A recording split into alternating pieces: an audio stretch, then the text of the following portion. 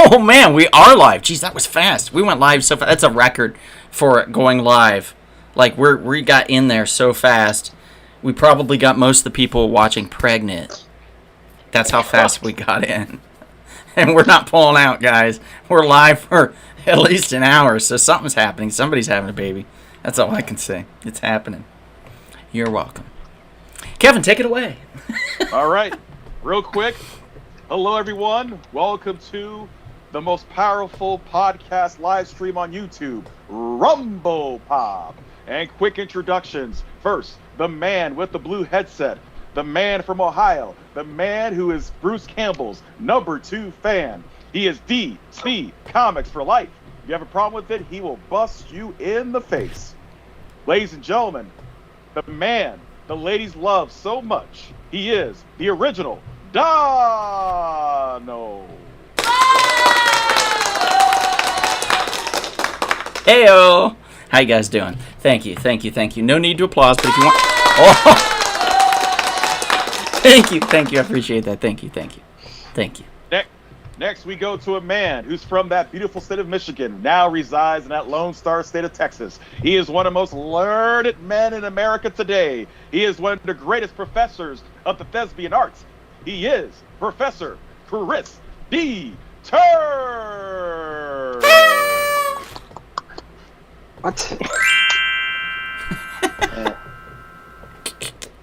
And next, last but not least, the man for the first time is making his first appearance on Rumble Pop. He is a man that Donald and Chris and I have known for many, many years, going back to those golden years of the 2000s at the ArcLight Theater in Hollywood. Get up for a man who's also a master of the thespian arts. He is Mr. Ephraim Nerd.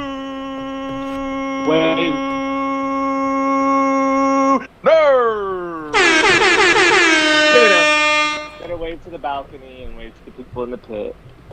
And of course, I'm your humble servant, your humble podcaster, the Grand Master of the Jedi and Vulcan Arts, your Supreme Chancellor, Brother Kevin. Dang, he's good. Still don't know how he does it, but he does it every time. And we are discussing outdoor movies, 10 powerful outdoor movies. But first, I think it's very important that Professor Turner and I, and even the rest of the gentlemen here... Yep, we probably should mention something, but in a second, as soon as I can post the link for the show really quickly, because I had to do something else, and that slowed me down. Okay. I didn't know there was a topic. Oh, yes. We have topics every week, Mr. Ephraim. Surprise! I'm excited about it. Gotcha, motherfucker. We're talking about movies where people poop in the woods. Yes. Okay. That's the requirement in the okay. Yeah, there has to be poop in the woods. Really? So, there is a documentary about Chris, because that's the only place he poops, actually. It's very interesting. He lived in New York City and would have to take the train out into the woods every day in order to poop, and then would take the train back. True story. You gotta do. True story. Yeah. Yeah. You definitely have to do what you got to do, and he had to do the do-do. How do you do that do-do that you do so well? I wasn't the only one that pooped in Central Park. There's lots of people. Oh, A lot of people That is disturbing. Uh-oh, guess what? Mom and Dad are on. Everybody say hi to my mom and dad. Hello, Hi, Mom and Dad. Hi, Mom and Dad. Jenny. Can I tell your mom that I saw her bonsai painting yesterday that she gave Bonnie? Uh-huh. Ooh. It was gorgeous. Oh, thank you. Bonnie posted about it, and I sent her the picture of it, and because Bonnie really enjoyed it. So thank you. I appreciate that. Mom, everybody loves it. Everybody loves your art. Mr. Sean says, clocking in, folks, hit the like button. Thank you, Mr. Sean. Yes, if you're watching, please hit the like button. We appreciate it. Sammy is here. And What's up, by Sammy? here, I mean she's present. I don't think she's technically here, but she's present. She's on the live. Oh, special shout out to Enrique. He says, I don't feel comfortable unless I poop in the woods. Thanks, Enrique. I want to give a quick shout out to Enrique. I had a friend in from out of town. He was all the way from Thailand, my friend Win. And I was on a budget. And Win was like, well, what can we do? Can we see some of LA? Or, can we go to San Diego? What can we do? And I was like, yeah, I can take you to, the 99-cent store closed. Damn it. Well, there's the Dollar Tree. And so I started thinking, I was like, wait a minute, like maybe Enrique could help me out, with because he works for Disney and stuff. And I was like, maybe I can meet up with him, and so Enrique was kind enough to meet up with me and help me out a little bit and help me navigate Disneyland and how to get the best for my values. So thank you so much, Enrique. Appreciate it. There we are, right there. That's me and Enrique living our best lives right there. He's definitely grayer than me, though. Definitely grayer than me, everybody. So I'm just throwing that out there. But thank you so much, Enrique. It was a pleasure. Winifred had a great time. He says thank you so much.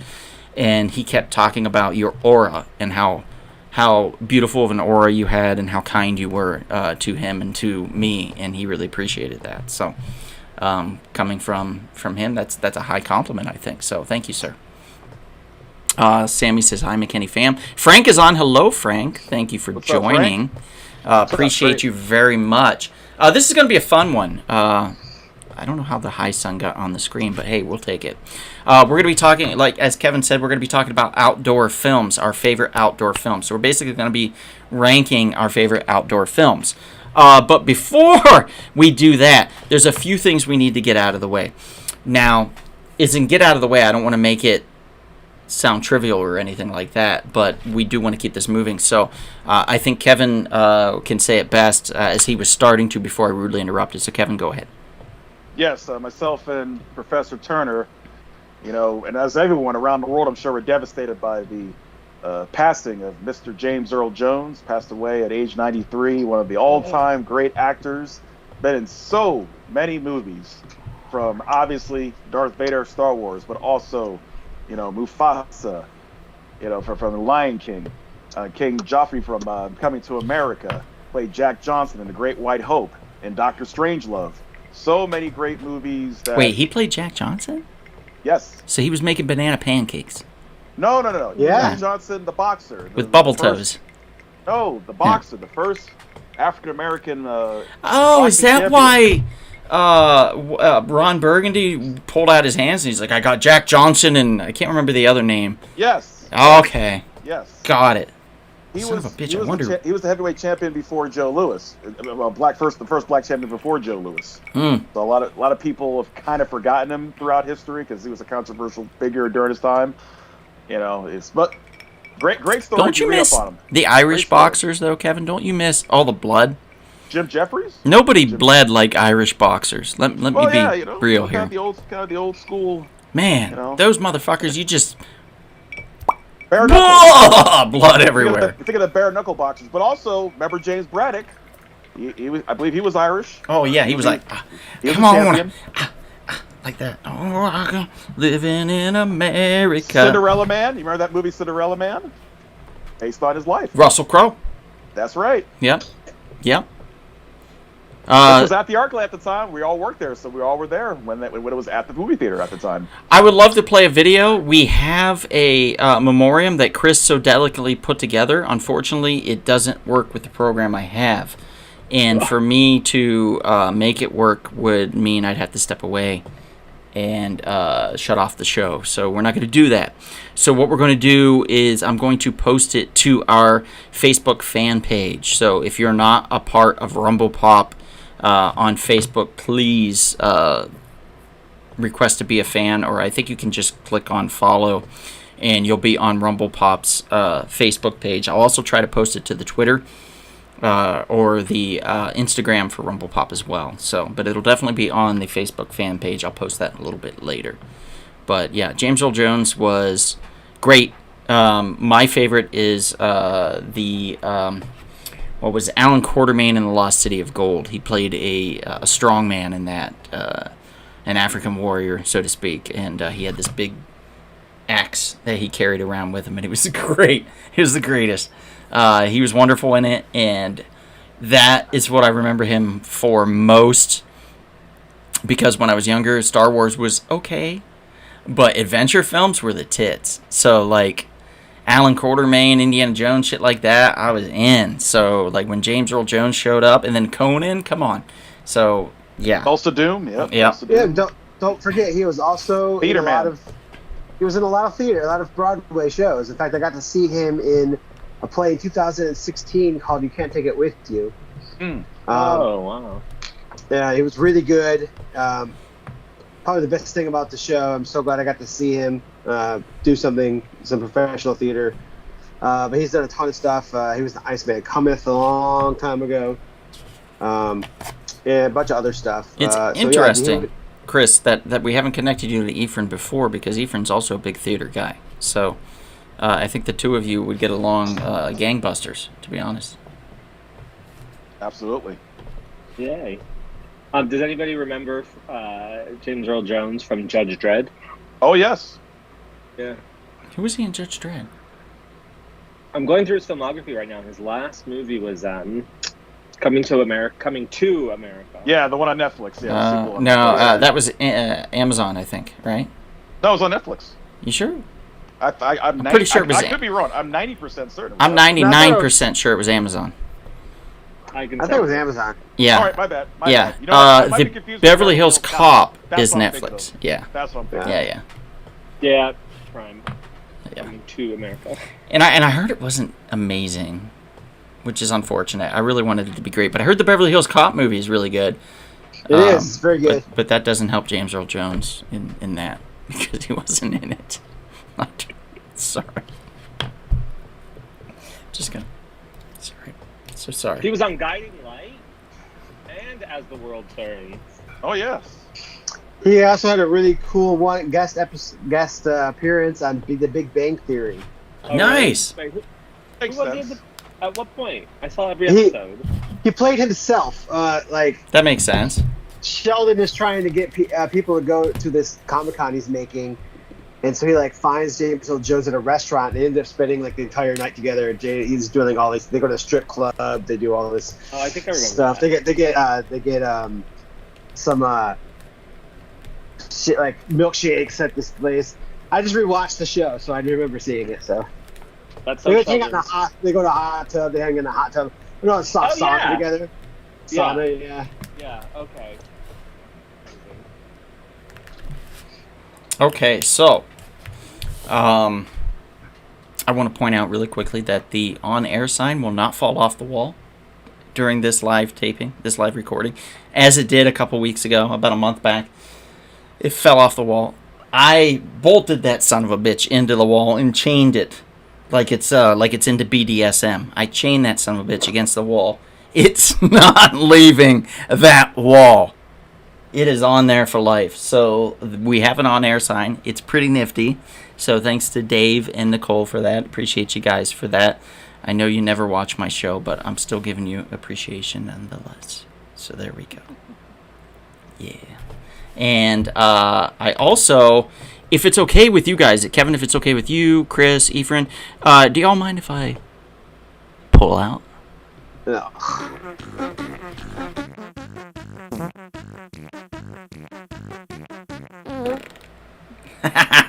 It's the best, guys. It's the pull-out segment. It's time where I discuss comic books that I have read in the past week and what I feel about them.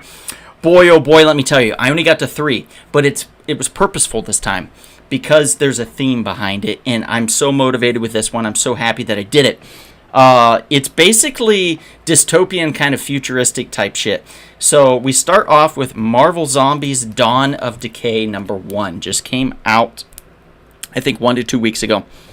In this one, Groot got too close to a flurg. And what is a flurg? It's one of those cat creatures from Captain Marvel with the tentacles and stuff that somehow was infected. So it got Groot infected. But Groot, while sick, can't carry on the infection because he's made out of tree parts. So unfortunately, he sneezes in Captain America's face, which then creates some type of The Last of Us root fungal infection in all of the Avengers, leaving only him and the Incredible Hulk left to try to get to the Avengers Tower in order to create a cure. And the city's filled with these mutant zombie creature plant people. While interesting, it does not give me enough of peril. I don't see what's going on enough around the city. I don't care. When Robert Kirkman did the original Marvel Zombies, he started off with the best. Magneto coming down from his asteroid, trying to save Earth, and ultimately succumbing to the zombie apocalypse. And that says something. If Magneto, the master of magnetism, his whole shtick is repelling people or attracting them. His whole shtick is repel or attract. If he can't repel you or keep you away from him, who has a shot? Who has a chance? And that set the tone of the series. This, not so much. I'm going to give this a 4 out of 10. Could it get better? Yes, but I doubt it. So save your money, guys. Move on to something better, because there is better, and it's right around the corner.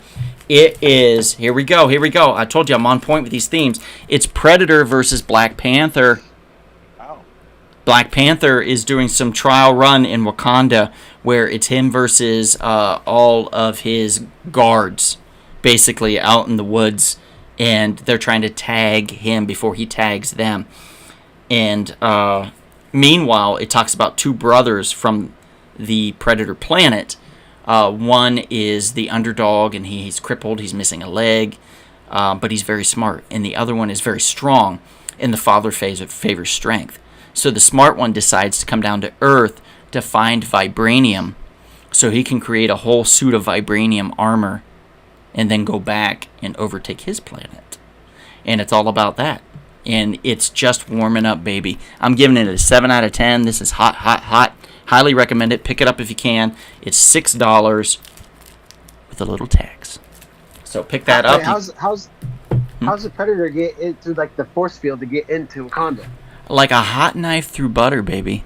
With their tech, their advanced technology, even the Wakandans didn't stand a chance with them being able to infiltrate their dome. And they notice patterns with vibranium, sets off certain patterns, certain heat indexes that come out and ripple through. And with the masks and their ability to see that infrared, they can tell where the vibranium is, and the highest concentration is in Wakanda, so that's where they go. Thank you for asking that. And last but certainly not least, sitting at an 8.5 out of 10, I fucking love this. Aliens versus Avengers. My Lord in heaven. Boy, was this fun. Again, centering on the Hulk, but in a correct way. An old Bruce Banner on Earth. The last vestige of survival in a small city on Earth with Captain Marvel and a few others. Just trying to make it through, trying to make Earth survive, trying to last long enough that they can build a ship to get off Earth and the human race can survive. To basically, can we freeze everybody and just preserve them in Ziplocs or Tupperware containers, giant Tupperware containers like Erie, Indiana, and ship them off to another planet? That's what they're trying for. And so it, of course, shit goes south. The aliens break inside, and all shit breaks loose. It is so fun, guys. I highly recommend this one. This is Aliens versus Avengers. It sits at a hefty $7.99 though. So clean out your couch, check under the cushions, ask a friend to borrow $1. Be like, hey, can I bum a cigarette? If they don't have a cigarette, can I get $1 instead? Maybe you can get one. And then if you get 8 of them, then you can pick this book up. It's great, guys. Highly recommend it. Aliens versus Avengers. Go check it out. You And have to sacrifice 2 gallons of gasoline to read that book.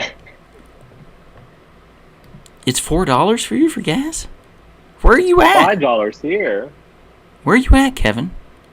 Are you on some magical planet where someone buys their gas for you? No. Is Mufasa behind you giving you change in order to pay for your gas? Well, it's funny you mentioned that. Yes, do you have a Mufasa piggy bank? Actually has, yes. All right, I just pulled out on you.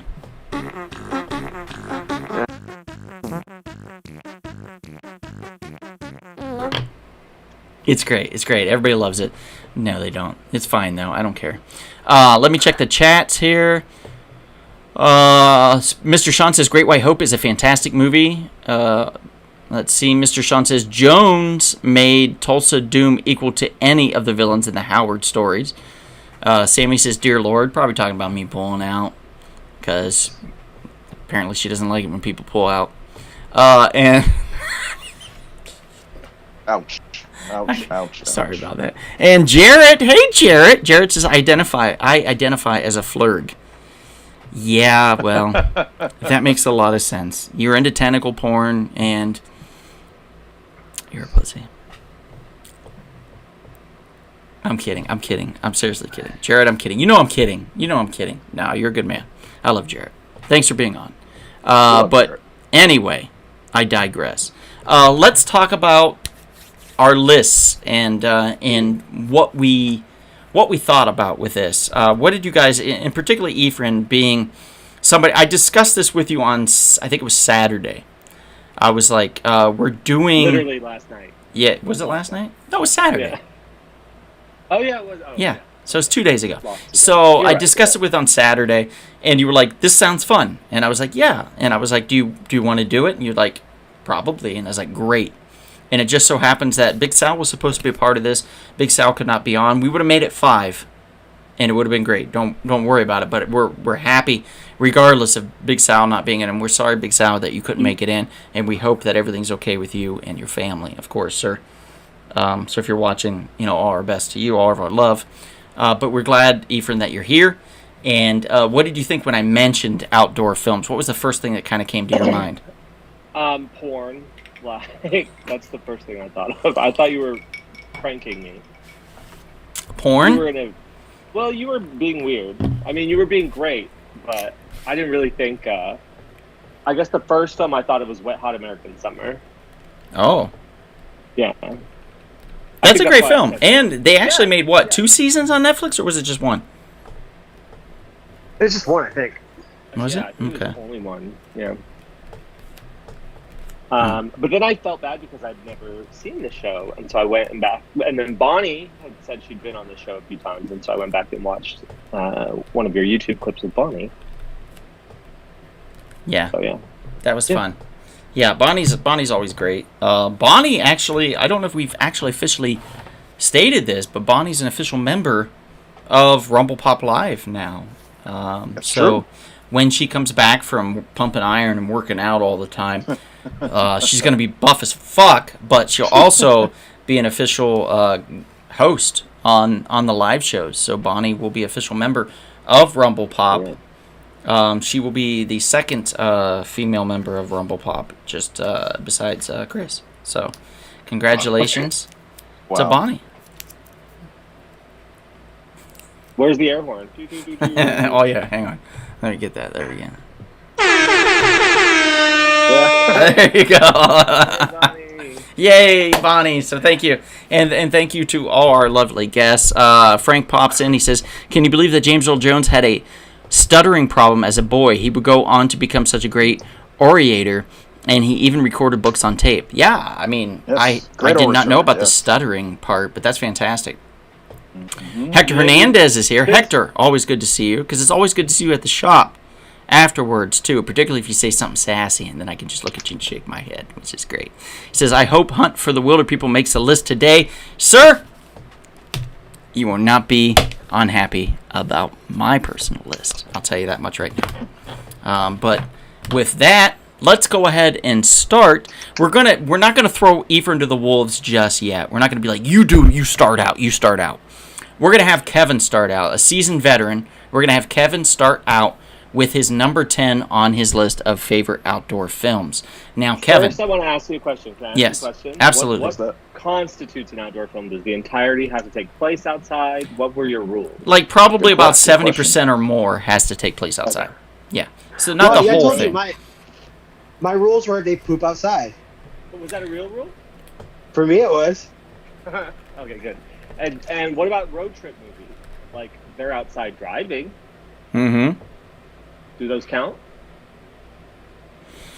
No, because they're in a car they the don't. whole time. They're in a car the entire time. Alright, So if they're that's my list. Yeah. All right. But let's say if they're on a boat, then they are outside the entire time technically because they're not Unless they're enclosed. Unless they're in their in the sleeping boat. quarters. Yeah, if it was a movie about being asleep in their quarters the whole time, I don't think we want to talk about that one anyway.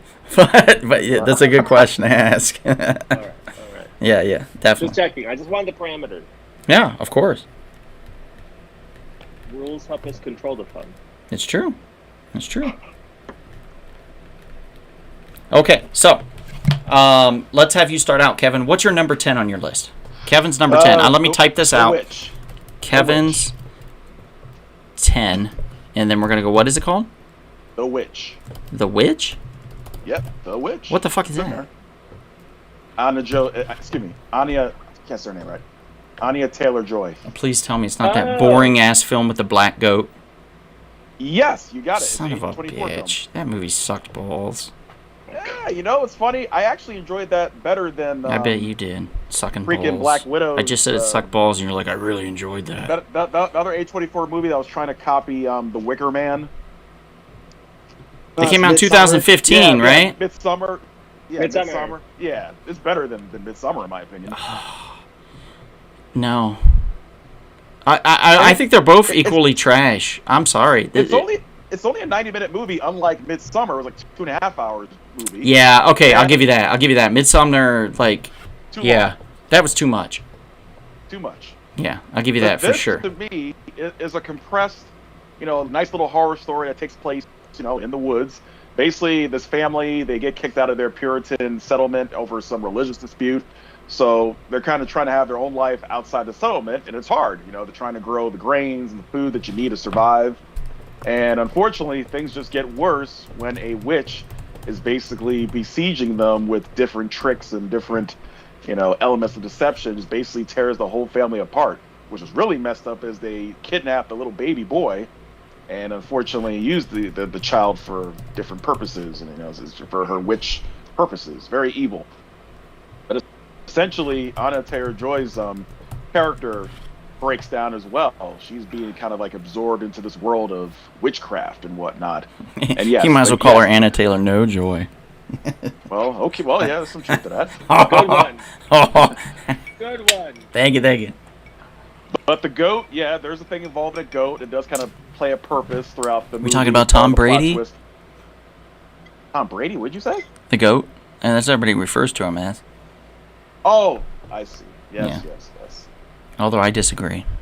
Well, no, I do too. But that's a story for a different day. Yeah, different day. But yes, the black goat's name is Black Phillip, so it's kind of funny that the goat's name is Black Phillip. Yeah. But Black Phillip does play a role in basically destroying this poor family as they're just trying to make their way out in the forest. Interestingly But enough, I have a friend named Philip, and his heart is black, so that makes sense.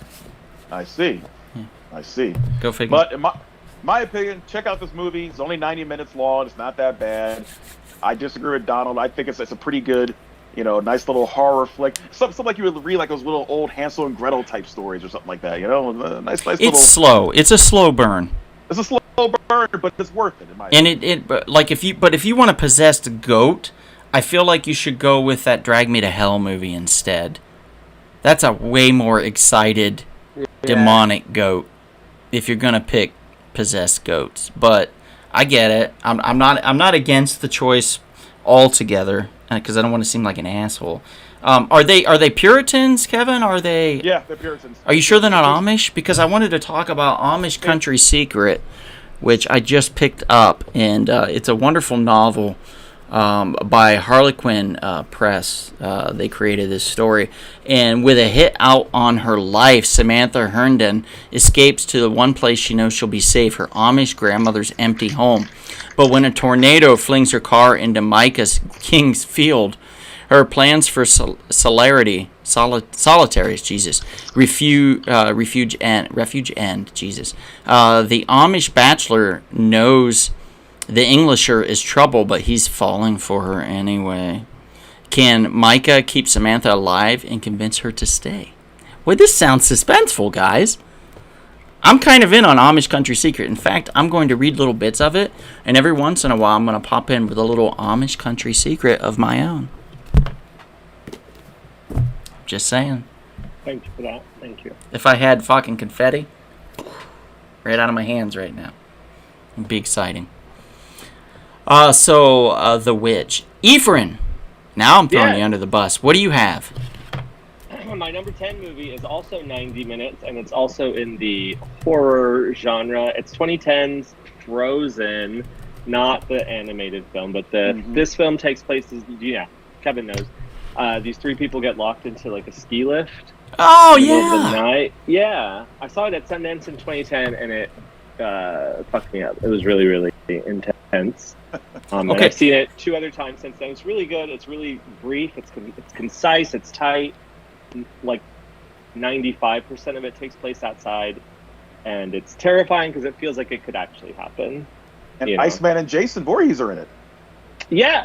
Interestingly enough, Iceman it stars in a film where they're frozen on a lift with snow. And Jason Voorhees. Is he? No. Yeah, he is. Kane Hodder. He's in the movie. Is he? Yes. Interesting. Huh. Amazing. You looked that up Well- and you have no reference for it. I don't have a reference for that, but Am I I'm sure right, he Kevin? is. I'm sure Kevin's right. Okay, go ahead. Anyway. Anyway, it's amazing. I think everybody should see it. It's very, very good. Yeah, and it's easy to imagine a place, a location where, the teenager that's working the operations just doesn't pay attention, and so you can get stuck in like a really bad position. So yeah, I think it's great. It sounds good. I've always wanted to see it. I just never have. There's also another one where they climb an old abandoned radio tower or oil well thing out in the middle of the... Fall. That's Fall. Is that Fall? Yeah. Okay. And I haven't seen that one either, but like the ladder falls apart or something and they're stuck up there and they have no cell reception. Oh yeah. And it just becomes a survival thing, which I get. Doug Funny in the house. What's up, Doug? Good to Hello, see you, Doug. buddy. Janet, And Olivia. don't worry. Don't worry. I got you. Everybody, the comments right now, I got you. My list is comprehensive. It's Oh, that's a nice it's word got you said. I quite like that. a large girth. Nice word there. Comprehensive. I list. like that. Yeah.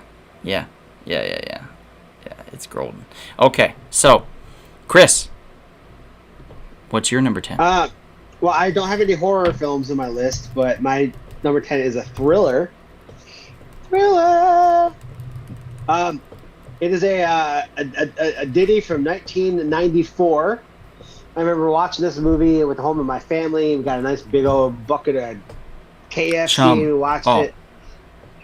And it was stars the likes of Meryl Streep, Oh, Kevin Bacon, okay. and John C. Reilly, and we got The River Wild. About a thriller about a family who goes on a water rafting venture in Montana, and then they kind of get held hostage by a couple of fugitives. Really good, really movie. They tried remaking the movie a couple years ago. It was terrible. If you it's What was it called? Like River, not quite cool. Like what? no, it was like called River Wild. was it? River Wild. They made another one called the exact same thing. Yeah, Huh. With Adam Brody and Leighton Meester. yeah. Adam Brody. Oh. Adam Brody from the OC. Oh. He was cool in that Kid Detective film, though. I'll give him that. I don't remember that one. Adam Brody. Yeah, Bonnie turned me on to that one. She actually wanted me to see it so bad, she bought me the DVD and had it mailed to me. Oh. Go figure. Solid actor. Good movie. Good movie, guys. If you ever seen it, check it out. I haven't seen it. It sounds fun, though. You said that's John is C. great. Riley?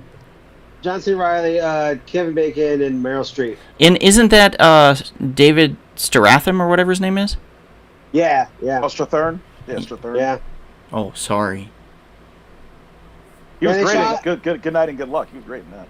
And they shot Yeah. in a bunch of rivers. They shot in Massachusetts. They shot in Oregon, and they shot in Montana. L.A. So, River, I heard, too.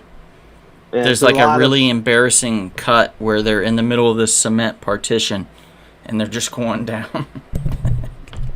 That would be terrible if they filmed it in the LA River, but I don't think they did, but no, they didn't. No, that would be funny. but the Meryl Streep movie, you're spending the money to do it right. Frank asks, Chris, does anyone die in the River Wild?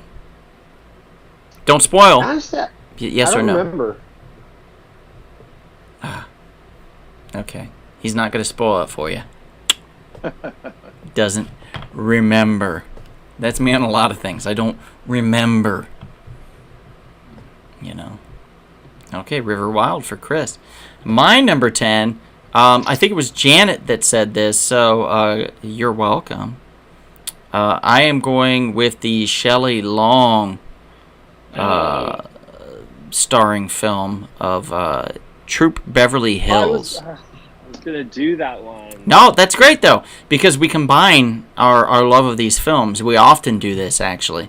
Okay. So, number 10 for me, and let me type this in. Donald's 10, Troop Beverly Hills. And it's all about a Girl Scout troop, and like, people don't think that Beverly Hills should count because they're spoiled brats. They don't understand what the outdoors involves. It's all about a fish out of water, basically, but it's like 10 fishes out of water, and Shelley Long is the biggest fish out of the biggest pond of water or whatever. So it's all about her kind of reconnecting with nature, so to speak, and creating a family unit with these children, and also protecting them and being more responsible in her life. And then all about these kids too, learning about responsibility and about working together, which I thought was a beautiful thing. There's a lot of fun scenes. It's a great comedy. Ephraim, what's probably your favorite part about this? I was really in a Shelley Long phase Mm-hmm. at this time that this movie came out, which Hello was either Again? right before. I think it was right after Outrageous Fortune. Mm. Because I was in a Bette Midler phase because of Beaches. So Beaches led me to Troop Beverly Hills, and it just I took away a boy in Las Cruces, New Mexico. I took away from it like Beverly Hills. I took away from it glamour. You know. Yeah. I don't know what it was about it. Yeah, and then Shelley Long was on Cheers, which I loved, and she just was so pretty. I don't know. I loved her. Shelley Long was great. She was on a trajectory. She had done Outrageous Fortune with Bette Midler. She did Hello Again, which I still rave about. My mom loves that film. I watch it with her every time I can. Where Hastings, I believe, is the man that she has take her over. Like, she pretends to be, I think, like possessed by somebody or becomes a psychic or something. And she reconnects with the dead. It's a very fascinating, fun, kind of a romantic or romanticized comedy dealing with the dead, which I appreciated. And so that led me to Bette Midler, which led me to Big Business. And then what was the other one with Danny DeVito? Where she Danny DeVito and Bette Midler. Yeah, where she got kidnapped. Ruthless People. Ruthless People. Yeah. Oh, Ruthless People? Yeah. It led me to Ruthless People. So there was this big synergy of Shelley Long and Bette Midler that just kept circling around. Comedies. Yeah. And then Lily Tomlin hit with Big Business, and then I started on the Lily Tomlin train and started circling there. So yeah, so like the female comedians of the 80s were strong if you paid attention. Like, but you had to pay attention. If you really were plugged in. If Yeah. you were plugged in. Right. Yes. Absolutely. You know, interesting fact is that I came from Las Cruces, New Mexico, and in Outrageous Fortune, Mhm. Bette Midler and Shelley Long are trying to get to Tres Cruces, which is a fictional town based on the town that I grew up in and was living in when I saw that movie. Nice. I was so incensed. I was like, it's not called Tres Cruces because it's the Three Crosses, Las Cruces. Yeah. It's not called Tres Cruces, but anyway. Yeah. They probably just didn't want to pay or couldn't get away with it. Yeah, probably. Yeah. It probably, yeah. It was fictionalized. Let's see. Mr. Sean says, I saw River Wild years ago. The river running sequences are good, but the plot and characterizations have all sorts of holes. And yes, somebody sadly dies. Frank says, apparently 2 people die in the River Wild. Mr. Sean says, Troop Beverly Hills has a more consistent plot than River Wild. Okay. And Frank says, the characters Wade and Gray die in the river. Oh, Jesus. Well, I haven't seen it, Frank. Jesus. I'm skipping that. And then he also says, I like Shelley Long in Outrageous Fortune. Mr. Sean says, Frank, well said. By the way, in The Crying Game, now he's spoiling that too. I'm not saying it. too many The Crying spoilers. Game? Yeah, too many spoilers. I don't care if it's been 20, 30 years. There's too many spoilers. You never seen The Crying Game? I've seen bits and pieces, but I never watched it all the way through. It's my favorite Neil Jordan movie. It's so good. I was more of a Michael Jordan fan myself at that time. Clearly, Go figure. I did. I have a Yeah, Michael we could Jordan just tell. shirt. And we could bed just tell all sheets and over. It's everything. written all It's over great. your face. Basketball. Yeah. But anyway, okay, I digress. That's Troop Beverly Hills. Number 9 for Kevin. What's your number 9, sir? I will go with the Blair Witch Project. Jeez, you just came right out with it. Yep. And Ephraim, by the way, if you were to rank your Troop Beverly Hills, what would you have ranked it at? Well, I would have put it lower to the list because I really am fond of my top of list ones. Okay, so you'd probably put it maybe like number 9 or 8.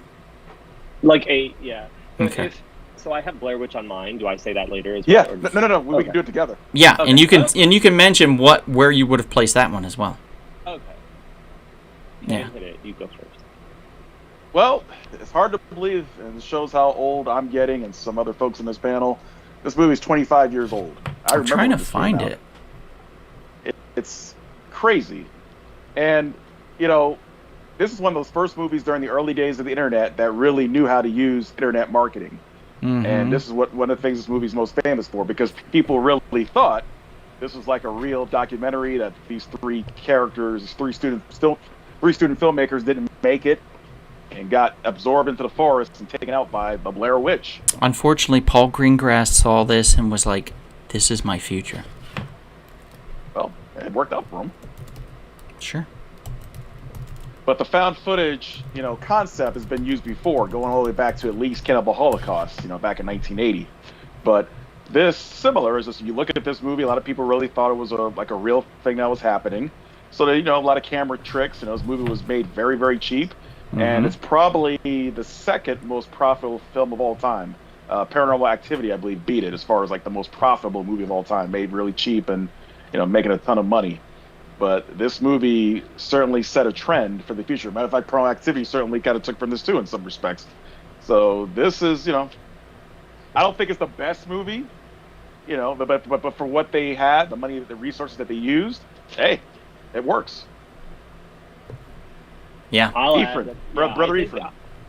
I think it's an incredible movie. I think that, like, exactly for the budget and the resources that they had, but even beyond that, I think that this movie really reactivated the horror genre, which had kind of been asleep for a while. And I remember going to see this movie. I think it was '99, right? Mm-hmm. I remember going to see this movie, and like I was young and I didn't have any money, so I had to wait till it went to the second run, like $2 theater.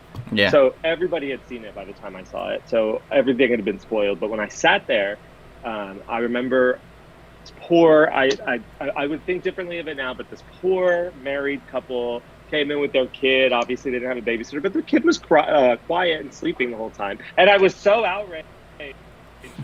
I'm like, this is a horrifying film.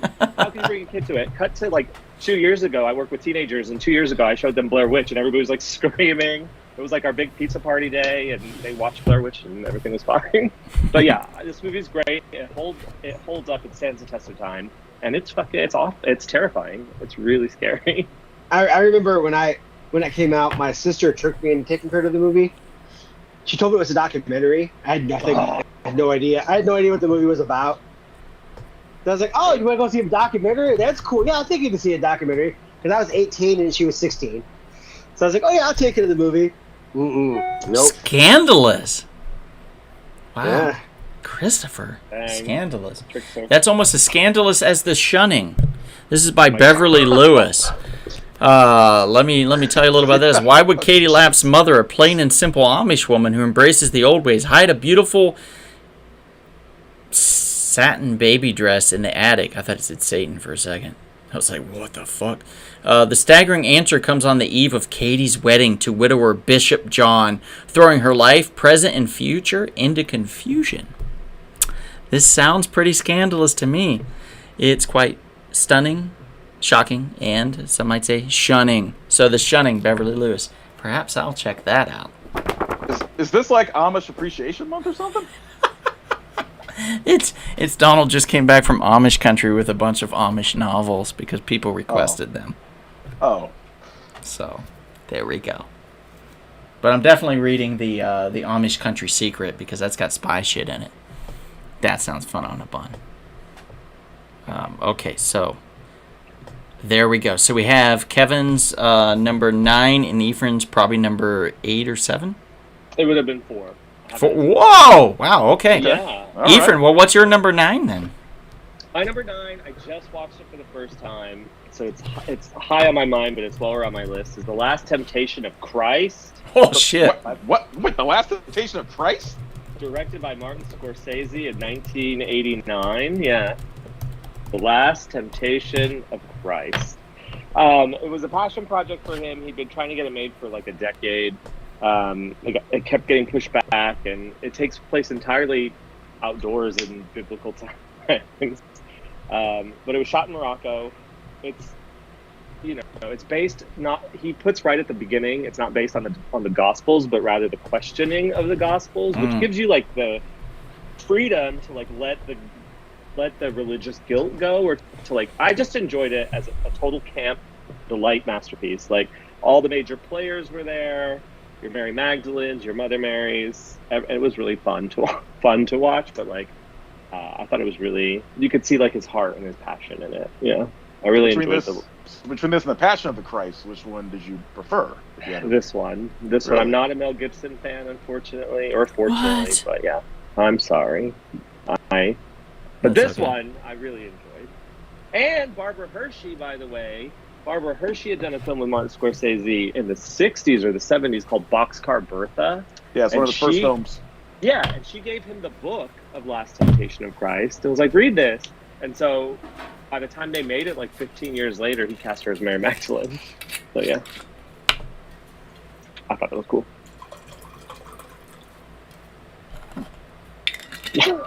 No Last Temptation of Christ fans in the house? That's a fascinating I choice. don't- I must I don't- say. I don't know that I've seen it. Don't know that I've ever seen it. I watched it 2 days ago, or like Friday. That's why. It's fresh on your brain. That's fair. Yeah. That's fair. Yeah, no comment from me. I don't want to go to hell. Okay, so moving on. Chris, what's your number 9? We're gonna talk a little bit about Wilson here. Oh shit! Also on Ephraim's list. The volleyball. Yes, we're gonna talk about Castaway. What a just a Tom fun Hanks- film. Tom Everything Hanks fun everything just movie. goes his way. Lots of pooping on an island there. That's true. Chris, remember when we shot a film and you were a castaway on there and it never saw the light of day? Yeah. Yeah. Whatever happened to that? Did you? Oh, Do you know? It's done. I'm waiting for you to do the Scotland one so that we can post the third Oh, one. I don't know where that footage went. You're gonna have to fly back here and help me look for it. I have 17 yeah. hard drives. I don't know what to say. Where are you, Chris? I'm in Texas. Yeah. Houston. Anyway, what do you love about this film? I was thinking, I was thinking about, movies where, top movies where people poop in the wilderness, and I was like, I thoroughly enjoyed the movie. Tom Hanks is always very charismatic, and I loved Wilson. I think Wilson was a very charismatic character as well. I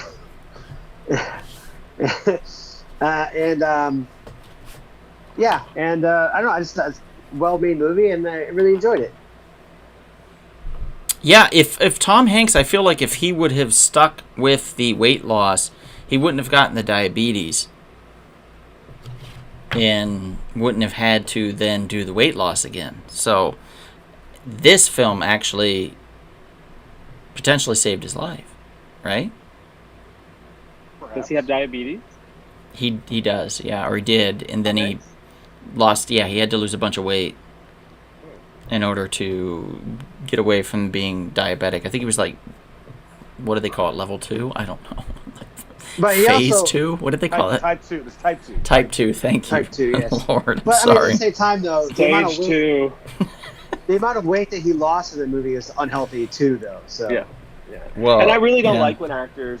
I sometimes Christian I think Bale, he actors freaked me out. lose. Yeah, and like, what's his name? Robert De Niro gained like a ton of weight, and Joaquin Phoenix just lost a lot of weight for Joker. it always takes me out of the movie because I'm always like, oh, look how it's the act. It then becomes about the actor. Yeah, that's true. That's very true. Hey, remember when Chris Evans lost a bunch of weight and gained a bunch of weight in the same movie? What movie? Chris Evans? Captain America. Oh, wow. No, that wasn't. No, get out of here. That wasn't true. Oh. CGI, baby. CGI at its best. A few comments here. Frank says Boxcar Bertha is such an attractive nickname for a woman. Yes. Mr. Sean says Last Temptation is a great movie. Defoe gives a great performance. It is from a novel by Nikos Kazantzakis, who also wrote Zorba the Greek. The Orthodox Church excommunicated him for temptation. And my friend Joy told me on Sunday, who you met, Donald, Yep. When she was 9 years old, she went out and protested the Last Temptation of Christ in front of the movie theater. Yeah, that was a big thing back then. Oh, wow. I remember Yeah. that was a she big she thing. grew up religious, Huh. so that's why. Okay. Yeah. All right, so my number 9 is a little off the beaten path. It's an Elijah Dushku film, and it is a horror film. If you can't guess what it is by now, I don't know what to It also tell has you. Emmanuel Shariki in it too. I'm also looking at where it's at in here. There's a lot of weirdness in this alphabetical order. So it's from 2003. It is called Wrong Turn. It is about a bunch of kids that go to West Virginia and get stuck up in the hills and I think it's the Appalachians, right? It's the Appalachians? Yes. Yeah. Yep. Appalachians, and end up there with brother, sister, and uncle, dad, and try to survive while they want to make them part of their victuals. So, What? victuals. Oh. And their treats. Yeah. Okay. Mm-hmm. Yep. Roadkill. It is fun. It is fun on a bun. I very much enjoyed it. A lot of it takes place outside, outdoors, hiding in the trees, hiding in the woods, outside of cabins, under cars, all that kind of stuff. And it literally is about these hill jacks. It was popular enough to get 3 or 4 sequels, if I recall. All of them direct to video, though, sadly, but it is what it is. But the star power was in the first one. And for a horror film, it wasn't as gory as you would expect. But it was also kind of smart, too, in its execution. And all of the acting talent behind it, solid as fuck. Like, solid. Like, if you've seen this film, you know that the acting was on par. And particularly, and I hate that I don't remember his name, but the gentleman that in the blue shirt that you see before you, he was also in Dexter. He got his early start here and then eventually made his way over to Dexter. But he's a fantastic actor. And he was phenomenal in this film, and I really noticed him in this film and was like, wow, this guy's going to go places. And sure enough, he did. Straight to made for TV. So good for him. Wrong Turn. That's my number 9. Anybody else see Wrong Turn? A long I think time I ago, remember- we had the ArcLight. Yeah, it was Yeah, I pretty think I good. remember seeing it when it came out. I was kind of forgetful to me because I'm not a huge horror fan. So Yeah, came out like the same year as Jeepers Creepers 2. Oh, man, Jeepers Creepers 2. That was the one with the school bus, right? that was Yes, the first one. yes. That was the first one. I thought it was the No, first one. no, the first one was No, the Justin second one. Long. The second one's Justin better. Long and his The sister. second one's better. But the guy totally Jeffrey Jones himself. So to a further degree, to be honest, What guy? Who? the director of Wrong Turn, the original Wrong Turn, I think they brought him back for every one of them. He made a film called Clown House.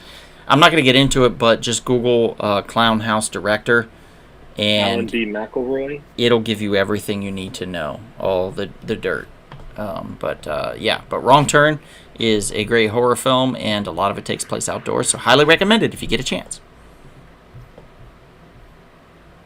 Frank says Tom Hanks had to gain a ridiculous amount of weight for A League of Their Own. I don't see it. Frank, I really don't see it. I don't. yeah. I don't think he's No, he gained. did. I don't think he gained a ridiculous amount of weight. He wasn't overweight in that No. film. Yeah, he was. No, he wasn't. Yeah, he was. He had the What? little pooch. There's no crying in baseball. Spitting the. Yeah, he had the little. I don't think that was that much weight. Google Tom Hanks. That's Paunch. midlife weight. I think that just happened naturally. But I love The League of Their Own. Did anybody ever see the television series from Amazon? No, how was it? I'm asking. I didn't say I saw it. No, I thought I didn't like it. No, you didn't like it? No. No. But No. I was, there's things like you get so attached to that, like, you're going to be disappointed when it's again. Well, try National Treasure. National Treasure, the TV Can't. series from... You can't. You You can't. They took it down? Yep, it's not there anymore. Where? What? Damn you, Disney! Disney Plus had it on there for ages, and apparently they took it down. Dubious means, everybody. Dubious means. Find it. It says it's still on there, and then you can rent it on Amazon or on Apple TV. Oh, okay. There we go. Kevin, what's your number 8, sir? It's going to be a movie from 1993, and then I also read the book that it's based off of, Alive. Oh. Boy, I think that's a story. Kevin, why are all your choices so depressing? It's funny. I don't know. I've realized that now. All 10 of them are messed up movies. They're all I have to depressing admit as that. shit. I know. I have to admit that. All 10 of my movies That's are the messed one where up. they eat. Yes. Guy, right? Yeah. They eat I don't each know, other's man. asses. They eat each other's asses. Kevin, I think there's a secret that needs to come out. Now, they're not eating each other's... Asses, they are. No.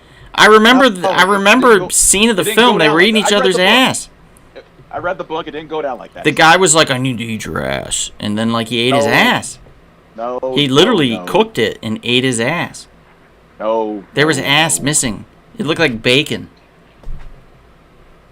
Now, the book and the movies based Good off for the mother. book Alive, based on this unfortunate, tragic accident that happened with the Uruguayan rugby team that crashed in the Andes Mountains back in 1972. And so the survivors of the crash, not knowing how much longer they're going to live, yes, at some points, once they ran out of food, had to resort to eating the dead bodies of their dead crew members and teammates. And also some had to take some, shall we say, portions on the road to get off the mountain. So a couple of people took a chance to get off the mountain, see if they could find help.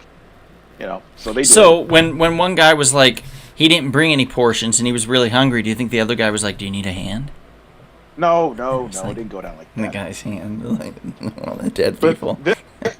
but this is a great story of survival because honestly, if any of us were in this situation, what would you do? And I'll be honest, I'd probably be forced Kill. to have to. Yeah, Kill. no, not kill. You'd probably kill Someone, people. No, I could see you killing somebody easily. No, I would not go that far in that sense. If someone's already dead and that's all there's left to eat, then yes, I something that seriously, you I think have you to might be consider. a serial killer, and you just haven't No. revealed yourself. No, That's just my thought process. Kevin, did you see the new version of the based on, of the story? The new movie based on the story that came out on Netflix. No, I didn't see it. Yellow Jackets? It's no. There's it's based on the same exact story as Alive. And I haven't seen it either, but I heard it's better than Alone. So you want to check it out, or it's not Alone, Alive. So we want to check it out. Okay. What's it called? I'll get back to you on that. Okay, good Yeah, info. right. All right. Okay. But yes, this it's a good story. It's very sad, especially when they came off the mountains and a reporter revealed what they had to do to survive because people were trying to figure out how you guys were to survive for those 2 months or so. And, it did cause controversy. They were like, but Jesus. All right, the movie is called Society of the Snow. Society of the Snow. Mm. That's a Yeah. nice It was title. nominated, right? It was nominated last year for. Yeah, it was. Yeah. Nice title. Nice title. Indeed, nice title. Janet, are you still on? Janet, if you're still on, let me know in the comments there. Ephraim, what is your number 8, sir? I put as my number 8. By the way, I had put Castaway as my number 6, just so you know. Okay. But for number 8, I put Days of Heaven, 1978. Terrence Malick. Terrence Malick, yeah. I watched it earlier this year, like in January, and I watched it twice in a row. It's like the most beautifully shot film I think I've ever seen. It's the cinematographer they shot almost exclusively at the magic hour from like 4 to 7 p.m. to get the specific, because it's an outdoor film, to get the specific light. So the whole film is gorgeous. It feels like it's taking place in a fever dream. And it's about this guy, if I remember correctly, who accidentally kills someone, and he has to go on the run with his girlfriend and his sister, and it's kind of that story. And it takes place in like the 1920s, 1915s, somewhere in there. But yeah, really, really great, really moving, and just beautifully shot. Nice. Days of Heaven. I've never heard of it. Days of Heaven, and it's on Criterion, and I tried to get it on. I found it on eBay for like $5 on Criterion, and I didn't bid fast enough, and I lost it. Damn. I hate that. Me too. I love the rush of bidding on eBay, but I also hate losing to somebody on eBay. I get so mad. Sometimes I want to know who they are so I can find them. Is that weird? Like I'm a little psychotic. Yeah. Yeah, I was like, I'm gonna hurt you. You know? It's a red flag for sure. Is it? Yeah. Okay. Yeah. It's probably why I'm single. Yeah. Okay. Speaking of single, let's talk about Leah's choice. Leah is a Pleasant Valley Book 1 story. It's by Marta Perry. All of Pleasant Valley seems to think the newcomer from Lancaster County is the perfect match for teacher Leah. After all, so few families come to the secluded Amish community, and fewer still unmarried men. You see what I'm saying here? That Daniel Glick is a widower with 3 young children looked after while he manages his farm should make him even more open to the idea of marriage. Definitely, right? But Daniel's past haunts him at every turn, though he cannot miss the beauty in Leah's bright eyes and patient ways. He also sees a reminder of the pain he came so far to escape. That poor man. And Leah has a burden on her heart, too, that could daunt even someone as strong and steady as Daniel. Will they get together? What's going to happen to these 2 crazy kids? That's right, we're talking about Leah's choice. Amish. Anyway, Chris, what's your number 8? Number 8 is my first documentary on my list. And we got March of the Penguins. Oh, we downloaded the wrong picture. Talk about pooping in nature. A lot of that in this movie. That's my number 5. Kevin, did you download the wrong picture? How did I download the picture? I gave you penguins. Did you? What was that picture? Yes, I gave you penguins. I don't see a picture at all. It should be in my email or in the one with Chris's email. It should be in there. One of those pictures of penguins. March of Penguins, or is it under Penguins? Oh, okay. Wait, was this the one by what's his name? He did the voiceover? Yes. God. Morgan Freeman. Thank you. Yeah, there we go. Yes. Morgan Freeman. I mean, what could you say about the movie other than it's awesome? You got freaking penguins, which are my favorite bird, and it's just so touching and just so like, oh man, it was just They're like very it was a human-like. huge hit. It was just, they're very human-like. The way they form their families and everything, and the sense of community, it's amazing. It's one of my favorite documentaries ever made. Yeah. My favorite is. And then one penguin got really pissed at the other and brought a gun and shot him, and there was this big penguin trial at the penguin court. No? I guess they're not like humans then, huh? Have you never seen March of the Penguins? Have you never seen it? I've seen it. And I know that they're not like us, because we're much more vicious. Have you seen Happy Feet? That's terrible. Don't even bring that one up. Wow. That one sucks. Wow. They brought in like real life people at the end. Like they almost rotoscoped. It was embarrassing. Yeah, it was not a good movie. That movie blew. Apologize right now. Which made me sad because I love penguins. It's number 1 on my bucket list is touching a penguin. It's like petting a penguin. Whoa. You asked for its permission first, right? That's the reason why I want to go to Antarctica. Like, I want to see those penguins. Beautiful creatures. I support you. Kevin. Beautiful creatures. Beautiful creatures they are. I almost bought a penguin on the black market in 2005. I was living in Denver. Wow. My buddy and I were like, dude, we found like this website to buy a penguin. It was like, $1,000 to get a penguin. This is so random. But we didn't get it because we realized it cost $1,000 a month to feed the damn thing. So we're like, nope. And we would have had to have also turned our deck into like this like pool area for the penguin. It was a lot. So we're like, nah, we're not doing it. Yeah, you would get arrested for killing a penguin. Fish, I you gotta think. pay him. You gotta pay him fish. Yeah. You know, if they said that if you teach a penguin to fish, they'll live their own life forever. But if you provide a penguin with fish, they'll only live as long as you provide them with fish. I think that's the whole saying, right? I don't think you have to teach a penguin to fish. No? I think they know. I think it's Oh. So if I brought a box of Gordon's Fisherman fish sticks and threw it in front of the penguin, he'd be like, yep, I'm having this. I think he'd be like, what the fuck are these? Yeah, he'd probably get sick. Breading? This is delightful. And then everything from now on that penguin had to be breaded. You've just spoiled your penguin. Dog on TikTok who won't eat his food without Parmesan cheese on it. No! That sounds amazing. The owner has to put Parmesan cheese on everything. I love that. TikTok has its uses for sure. TikTok definitely has its uses. Let's see. Mr. Sean says, Days of Heaven is a wonderful movie. The wheat fields are as much a character as the actors. Gorgeous to behold. For sure. Donald, good grief. What's next? Amish erotic poetry. Well, just stay tuned, sir.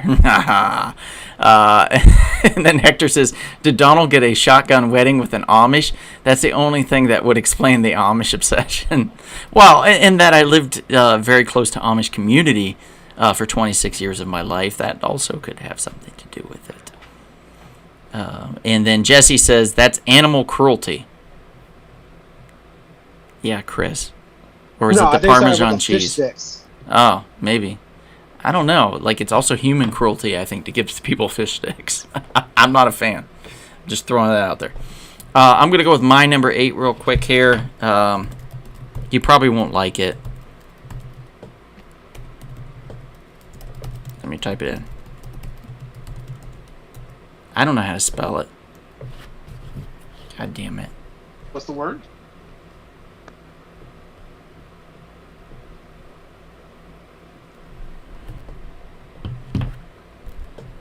Is it? Hang on. I'm working this through.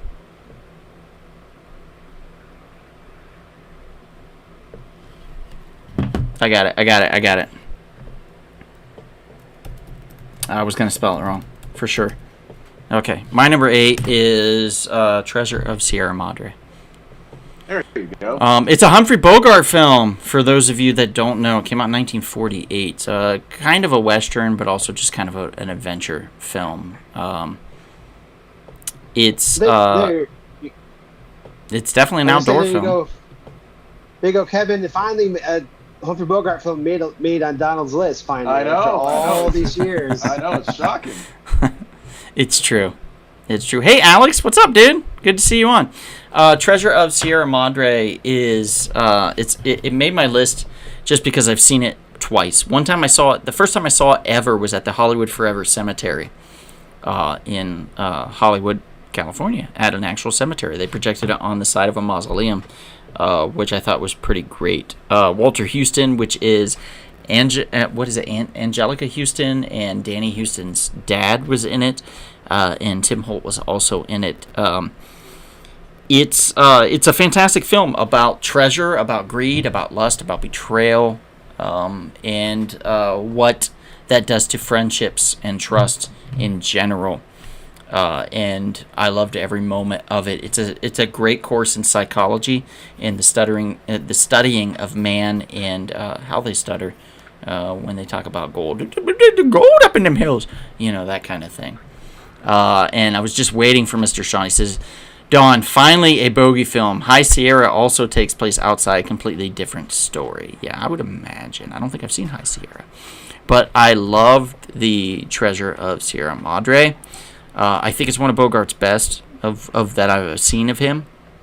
He really puts his heart and soul into this, and I appreciate that. It's no what's that one with the girl? shit. Sabrina. It's no Sabrina, which is complete trash, by the way. So Treasure of Sierra Madre is a fantastic. Kevin's like, you were doing so well, Donald. It's a fantastic film. Highly recommend it. Anybody else have this on their list or have seen it and appreciate it? Been a while, I've never but yeah, seen it. it's a classic I've never film. seen it. We Ephraim, saw you've it never back seen in high it? school. Crazy. You should definitely watch it, Ephraim. I think you'd very much enjoy it. It is a great character study. So yeah, that's my my number 8. So Kevin, let's go to your number 7. Let's move on. Into the Wild. Oh shit! Is that the one where the dude ate the berries and died? Yeah, pretty much. In real life too. So another true story that got put into a film, directed by Sean Penn. What a Stars dipshit! Emil Hirsch. Neil Hirsch. Yeah. Yeah, Emil Hirsch. It's the just late dumb, great William right? Hurt. Yeah, it was. He made some mistakes that end up costing him his life. I understood what he wanted to do. You know, he wanted to venture out there and get away from, the modern world. And it was just, if you're gonna do that, you gotta think through. You gotta strategize because being out in the wild and nature is no joke. You gotta know what you're doing. Jesse, I don't Yeah, I know what disagree. you're doing. Jesse says, trash. This movie was number 3 on my list. Oh, cool. I just found Yeah, it depressing. That's the all. Late, the late great William Hurt. He played his father. We've got Jenna Malone, Catherine Keener, Hal Holbrook, who got nominated for an Oscar, Kristen Stewart, Vince Vaughn, Zach Galifianakis. Got a really good cast in this movie. I mean, Good Lord. the reason it's number 3 for me is a totally weird, dumb reason. Because I was super obsessed with Alaska up to a certain point, and it was shot in Alaska. So I loved that movie for that. Oh, this is reason what alone. did it, huh? Hey, Alex. But now- Goodbye. Thank you. But now I've seen Alaska, and now it's But I put it on there because it made me love Alaska. Whoa. Jesse, have you seen The Treasure of Sierra Madre for you to call it trash? I feel like that's pretty offensive. Like, I hope you've seen it. And if you have, I'm curious as to why you think it's trash, because it's fantastic, and I don't understand. So please enlighten me as to why you think that is trash, sir. I'd appreciate that, because I just want to know. That's all. Everybody's opinion is different, and obviously yours is different from mine, and I'm usually the one that says stuff is trash that everybody loves, so I'm not against you in any way. I'm just curious. So Into the Wild, didn't he die in a bus or something? He died in his bus, Yes. right? Yeah. Yeah, in a bus in What a Alaska. horrible way to go. Yeah, he couldn't escape because of a flood. Mm-hmm. Yeah. He was flooded out. He couldn't go anywhere. And there's a famous eerie photo, like the last photo of him, the real life Chris McCandless. It's pretty creepy and disturbing. Where he basically takes like a final self portrait of himself before he. Oh yeah, he's all emaciated and shit, right? Yeah. Yeah. Yeah, it's sad. I mean, if you're starving, hunger will do a lot of things that'll trick you. And the fact that he just made one misjudgment and it just fucked him. Like, shit, man. It's a series of unfortunate events for sure with him. And it's sad because we could all be put in this position. Mm-hmm. Like, I see berries all the time I pass, and I'm like, those look delicious. And I'm like, no. I'm not gonna try them. I'm not gonna try them berries. I really am not. So I totally get it.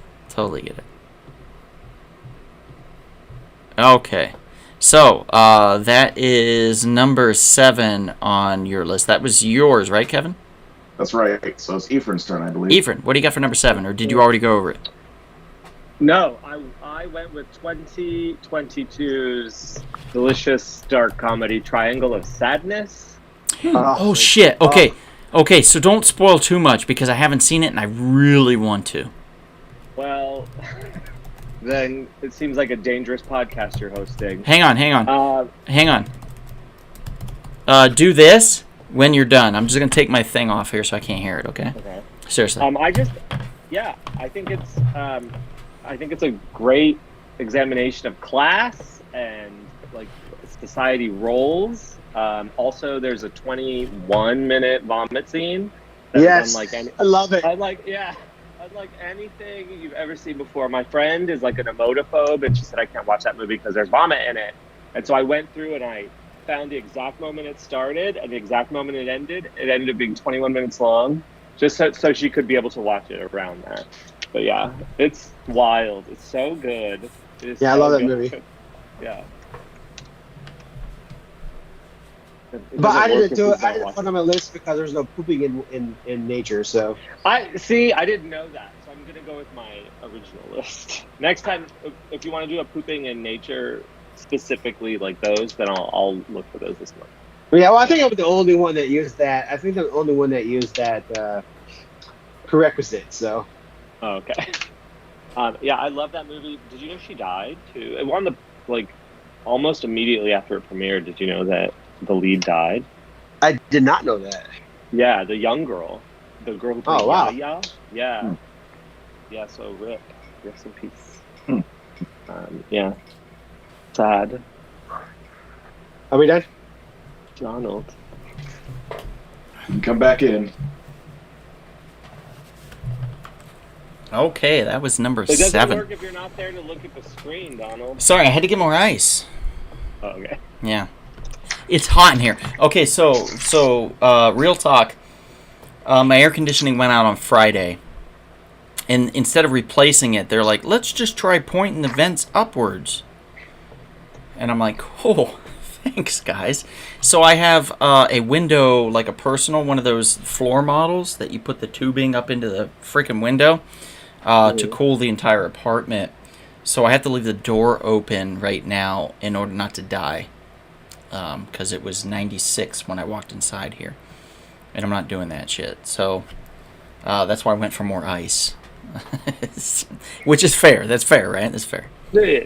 Yeah, that's fair. And I just want to point out the on-air sign is still up on the wall. And it's not falling down. So Good job, Donald. thank you. Thank you very much. Thank you very much. I appreciate that. I appreciate that. Okay, so that was Ephraim's number 7. Chris, what's your number 7, sir? All right, my number 7. I actually don't like this movie, Oh, but I had to put it on the list because I hate the actor in the movie, Jesus. and he gets fucked by a bear. So I had to put The Revenant on the list as number 7. Are you talking about DiCaprio? Yes. Oh, you don't like him? What do you I don't- do? Oh, he played the worst version of Romeo and Juliet I've ever seen in my entire life. Oh, that's true. Agreed. Are you serious? Yes, I hate it. No. Agreed. 100%. No. Wow. Terrible film. You're saying So there's Claire a Danes, Ferrari- you hate. So I'm assuming you hate Claire Danes as well. No, I think she's lovely in it, but I hated him. Yep, Wow. hated him too. Think she's great. Hate him. He can eat a dick. Mm-mm. Wow. That's what I thought too when I saw it, and then when I rewatched it, I'm like, wow, she can't deliver Shakespeare for shit, and he's doing a really good job. Oh god, no, I don't like his Romeo. Damn. Yeah. So Jesse says, Dawn, that movie is racist. The Mexican bandit, really, they should have lost that gold. Which the Sierra Madre movie? Sierra Madre movie. Yeah. Disagree. I mean, it is definitely a product of its time. I don't see it being. AKA racist. Yeah. I'm okay with that film. But he does say he's Jack from Titanic. Chris, what's wrong with you? So. I hate that movie even more than I hate Romeo and Juliet. Oh, but come on, dude. Okay, so you fucking liar. Because when we were on the boat, on the cruise to Alaska, you had me hold you like fucking Kate Winslet on the bow of the not. boat. Yes, you did. You fucking liar. You had me, and you went like this. We never went to the bow of the boat. You went like this, and I fucking held you there. I held you. We never even went to the bow Yep, of the boat. yep. And I kissed your neck and everything. It was a No. whole. Wow. It was a whole Wow. thing. You're the cruise to Alaska guy? That's him. Yeah. I did that same cruise. I did the exact. This is Ephraim, the guy I was telling you about that already did it. Okay. Yeah. Yeah. Hi. Yeah, there we go. A reintroduction. And Jesse says, I knew it. Well played, Jesse. Mr. Sean says, wait a minute, that looks like Howard Hughes. Oh, yeah, because he did play Howard Hughes, didn't he? Yeah. Yeah. did. Yeah. Well played, sir. You know. Is Lord of the Rings an outdoor movie? Technically. Primarily, most of it takes place outdoors. So, yeah. Good call, Hector. Sammy says, it's okay, Chris. We know he's a dirty liar. Wow, Sammy. Wow. You know what, Sammy? At least I respond to people's messages when I get invited out to things. So, there's that. Here's some shade. Throwing it. So why did you hate The Revenant so much, Chris? Well, it's not that I hated it. I just it's kind of boring. It was. And I hate Leonardo DiCaprio. Up until the bear fucking. Because that bear head was on cocaine, right? No, different movie. Oh, shit. That's Cocaine Bear. Yeah. Oh, okay. All right. Yeah. But it was what it is. It's boring. I mean, I thought it was boring. But I just threw it on there because I thought that was hilarious. That the bear has sex with him. It's rather boring. Unlike the 13 Clocks, an Amish novel by James Thurber, which discusses a fairy tale about a beautiful woman and a lowly butter churner / shoemaker. I made that part up. This is actually not an Amish book. It's totally different. It's a fairy tale. But you should read it if you haven't. You know what, Donald? What? I was actually disappointed in the movie because it was by the same guy who did Birdman. And you were in Birdman! For that movie. You were in Birdman. Exactly. Those that don't know, Chris was in Birdman. This is going to be the best. Michael Keaton. Yes, I was. Michael Keaton's Birdman. Michael Keaton from Beetlejuice. Chris was in the film with him and used to hang out with him. And he also hung out with Zach Galifianakis and would do the word puzzles with him, right? Mm-hmm. Yeah. Every day. Yeah. Great stories. I remember everything about that because I love that film. And I love the fact that you got to be on that film. I'm always super supportive of my friends and their projects when I know about them. When I know about their projects, I'm locked in. I always love seeing my friends succeed. So I was very happy for you. But so I was disappointed in that movie because I thought this is going to be so awesome because I love the director. He was really cool. Yeah. Sammy says, I'm going to the thing on Friday, you jerk. Are you going are you going at 8? Did I tell you about it? I thought you weren't going. I'm very confused now. Jesse says, Chris, you lie. You wish you had sex with the bear. Well, actually, Chris is the bear, technically, so he had sex with himself. Maybe? I don't know how that works.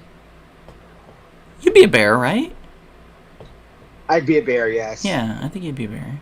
Hector says, Marie really does that in a time where we are most technology connected. She can't bother to connect. What were we talking about again? The book, I think.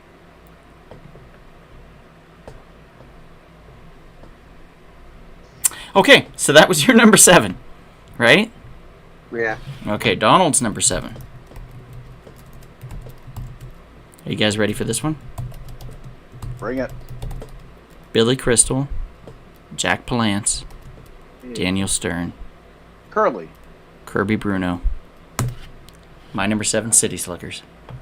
Nice. I did not expect to love this film as much as I did. I'm going to be honest with you. It came out in 1991. The animated opening alone was a big winner in my book. Billy Crystal was never on my radar at all. Legitimately never on my radar. As far as like even Harry Met Sally and all that stuff, I never really cared about. The only thing I ever really remembered him from was The Princess Bride. And he played the wellness dude, the guy that was trying to help Wesley come back to life, basically. Mutton and tomato. He was talking about a sandwich, like that. His performance in that kind of turned me on a little bit to Billy Crystal. And so City Slickers came out. And I think at that point I went with my mom and maybe my dad. I think I went with my mom and dad to go see it. And it was one of those films where that was just a family enjoyable film in just a heartwarming adventure film, but also a Western in a way, and a very outdoorsy, camping-esque film. And I loved it. I loved every minute of it. I enjoyed City Slickers 2. I wish we got a third. I really do. And in fact, I think with the whole, the love of Beetlejuice coming, and them now announcing a Goonies sequel that's possible. Yeah, in the last 21 hours they announced a Goonies sequel. There's a Nintendo game called Steven Goonies Spielberg. Directed by Steven Spielberg, which is not Richard Donner, but that's a great idea. I'm in on it. The idea of it sounds fantastic. Mikey being like the center of attention, so we get Sean Austin back in. Sean's he's a phenomenal actor, and just a really fucking nice guy. He's a nice dude. He's a good guy. So I'm sad. I'm glad to see him succeed in everything that he's ever done. But sad that up till this point we haven't gotten a sequel to Goonies, other than the failed video game that never really happened. So I do appreciate that, and I think that we could get now with this type of love for older films, we could possibly see a City Slickers 3. And I know I made that rhyme, but I didn't mean to. But City Slickers is fun on a bun. I highly recommend it. Let's see what we got here. Mr. Sean says, Man in the Wilderness is a 70s movie with Richard Harris, which is the same story as The Revenant. Shorter, too, and very good. I personally like The Revenant for many reasons, especially the bear sex. Oh, Jesus. Okay, I added that part. Jesse says, love that movie. Mom says, yep, one of my favorites. And Jesse says, finally, Dawn. Thank you, Jesse. I think my list is pretty well-rounded. You'll see as I continue to go. Mr. Sean says, hey, Curly, kill anyone today? Day ain't over yet. And don't ruin a classic. Look what they did with The Crow. Well, that's true. But they also made 2 or 3 made-for direct-to-video film sequels of The Crow. So you could also throw shade on those, too. Because some of them weren't so good, apparently. So there's that. Scorch says, speaking of City Slickers, Helen Slater plays almost raped characters in City Slickers, Supergirl, and The Legend of Billie Jean. Jesus. Okay. All right, moving on. Let's go to number 6 on the list. Kevin, what's your number 6, or has it already been discussed? It's the movie from 2008 called The Strangers. Is that where you sit on your hand until it goes numb and then you masturbate with it? I never heard of that before. No, it's. Oh, come on. You've never heard of that, Kevin? You're the one that told me about it. You were like, try The Stranger. What'd you say, Ephraim? Is that the one where they like go to like a cabin or something? And yep. Yeah. Oh my God. They're wearing those creepy masks. Yes, that's such a good movie. Okay, so they made a sequel though, and it came out recently within the last couple months. There's 2 movies. Okay, there's one that came out in 2008 called Pray at Night, and then yes. But the one that just came out, don't bother. Prequel, chapter 1. It's terrible. Yeah. Don't bother. It's really bad. Yeah, really bad. He said I haven't seen it yet, but he said he saw it. He says it's... Well, has Jesse says, Donald seen it, or is he just saying that? I have no idea. Oh no, I've seen it. Oh, okay. If I say it's really bad, I've seen it. Like, and if I say it's really good, I've seen it. I never say something that I haven't seen. I'm honest about that, at least. Okay. All right. Why do you love it, Kevin? Well, it's that classic, horror movie. You're out in the woods by yourself, and you just don't know who or what is out there. So this couple, Scott Speedman and Liv Tyler, they're trying to, rebuild their relationship and whatnot. She rejected him, trying, proposal and everything, and yeah, all of a sudden you're slowly, surely being stalked by these strangers. And it's like, okay, what's going on here? And then they start doing these little things just to creep you out, just to set you up, just to really get into your head. It's psychological too. Actually, most of the movie is really psychological. To be honest with you, there's not really much gore, so to speak. It's just messing with your head. And then you remember the trailer when we used to work at the ArcLight? That trailer was good. It was creepy. Oh yeah. You remember like the song on the record, and it kept skipping, and like, the wheels on the bus go round and round. Well, it wasn't round. That exactly. Oh, okay. Sorry. And of course, they're asked the question, to trick them out. Hey, is Tamara home? It's like, who's that? They just keep messing with them. Then of course they eventually break into the house again, scaring them, creeping them out until they eventually decide to, finish them off and do what they have to do to. And then of course the question is, these 3 people are so mysterious. Like, hey, why are you doing this? Why are you torturing us? Yeah. And basically, the basic answer from the doll-faced lady is because you were home. Yeah. That in itself is disturbing. Because you were home. No reason, no logic to what they're doing. Just simply, you're here. We're just gonna come get you. How does this work? How does this work as an outdoor movie? It takes place out in the freaking woods. It's like an outdoor. How you call it? It's like a barn house out in the middle of nowhere. Wait. I'm not great with names, Kevin. You know I'm this. a cabin. It's a cabin. But Don't worry. Via Bakernick. Is that Doug Funny's It's wife? Doug. Yeah. Yes, Okay. the- All right. Doug and Olivia. Doug All and right. Olivia, yes. Olivia. But there's Yeah. no pooping That's in it. the woods That's in it. that That's movie, it. Kevin. Hi, It doesn't Olivia. count. Gosh, man, is that what it's all about? You got me pooping in the woods? Yes. You know what? If that's the case, I probably should have used Sleepaway Camp then. How's that? I should have had that in one of my movies. I was gonna put that too. If that was the case, then I probably would switch it up for Sleepaway Camp. If it really required pooping in the woods, all No, this other. that's it didn't. That's just what I used for mine. Oh, I see. But still, pretty good movie. Except our number one. By the way, guys, I just want to interject really quickly and mention that when I was back in Ohio recently, I went to the home of Half's Hot Sauce. Half's Hot Sauce is one of our sponsors. They're a fantastic sponsor next to Splattered Frog Brewing Company. Great sponsors of ours. Half's Hot Sauce had just completed a habanero strawberry hot sauce, and he gave me a test bottle. So I have a test bottle of it in my fridge, and if you all remind me, next week I will taste test that bitch. And I assume it's going to be amazing, just like everything else he's ever done.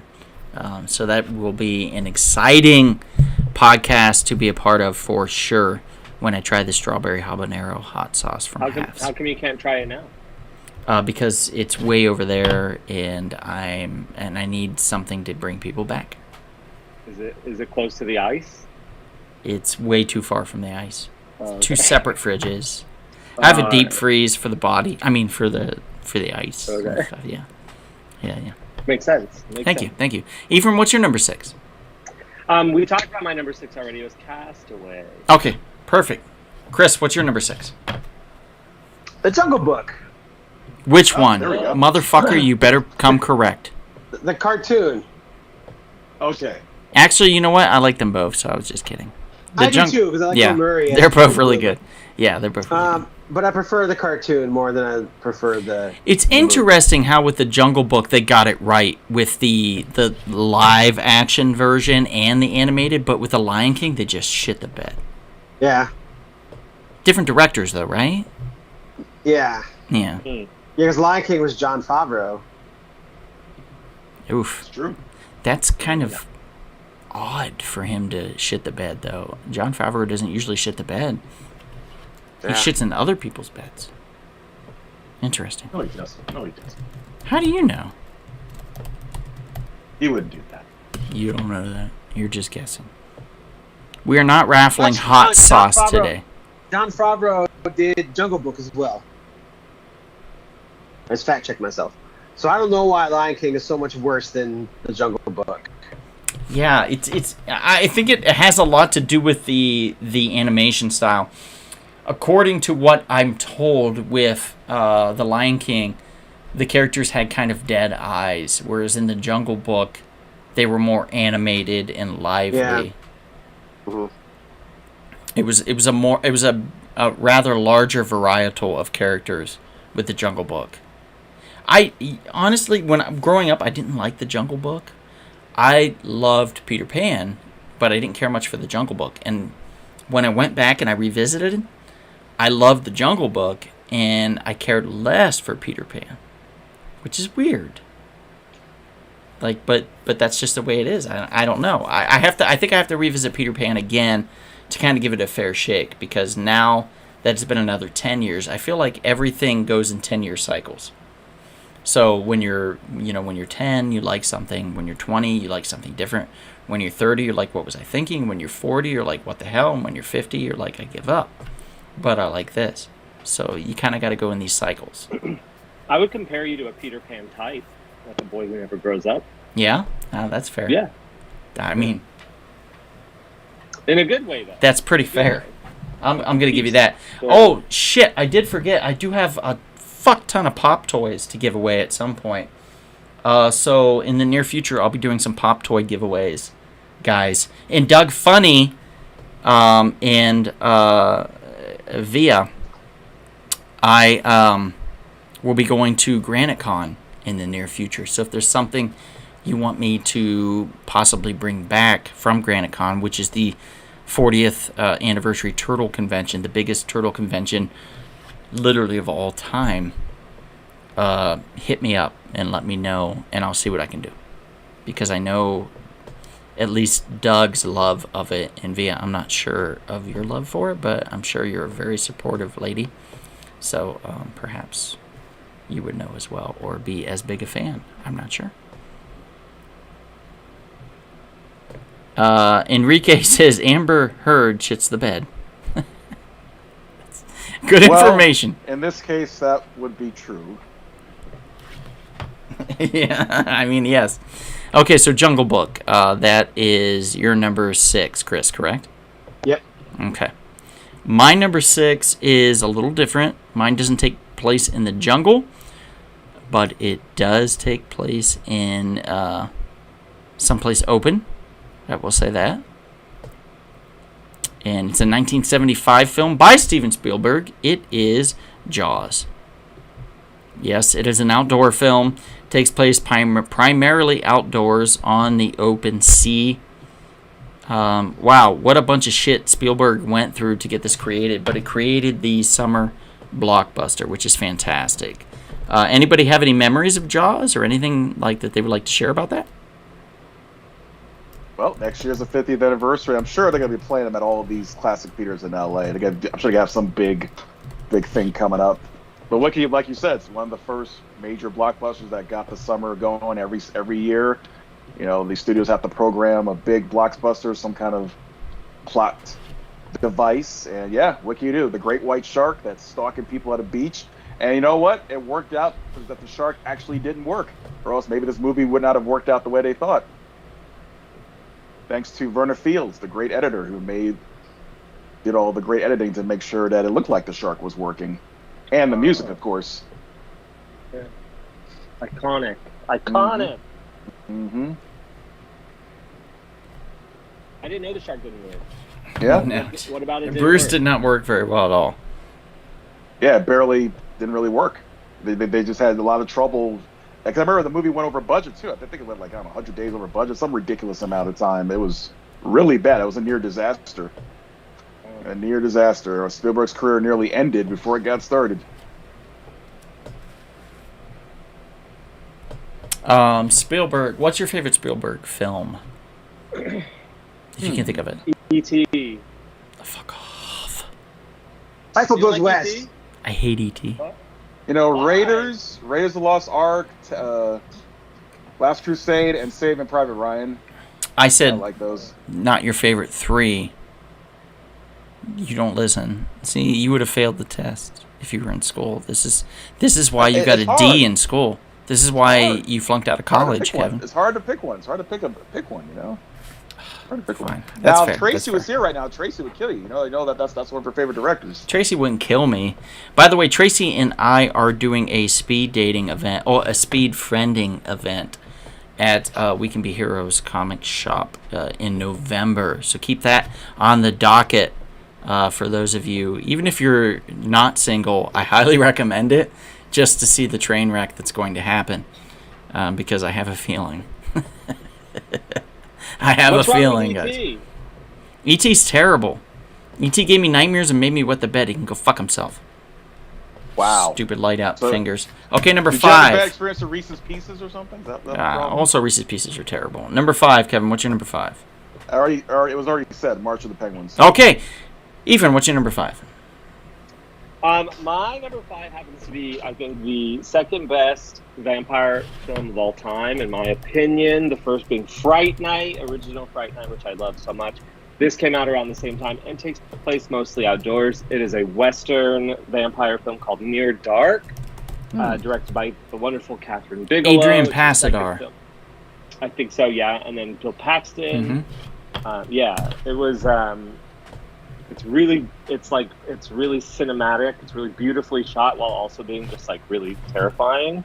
And I think it came out when The Lost Boys and Fright Night and all those movies were coming out. So I think it got a little lost in the shuffle of it all. I think it got a little lost in the shuffle of it all, but it's really great. I enjoyed it Near very dark. much. It is a dark film, but it also is very cinematic for sure. I very much enjoyed it when I watched it, and rest in peace to Bill Paxton. He gave us so much goodness.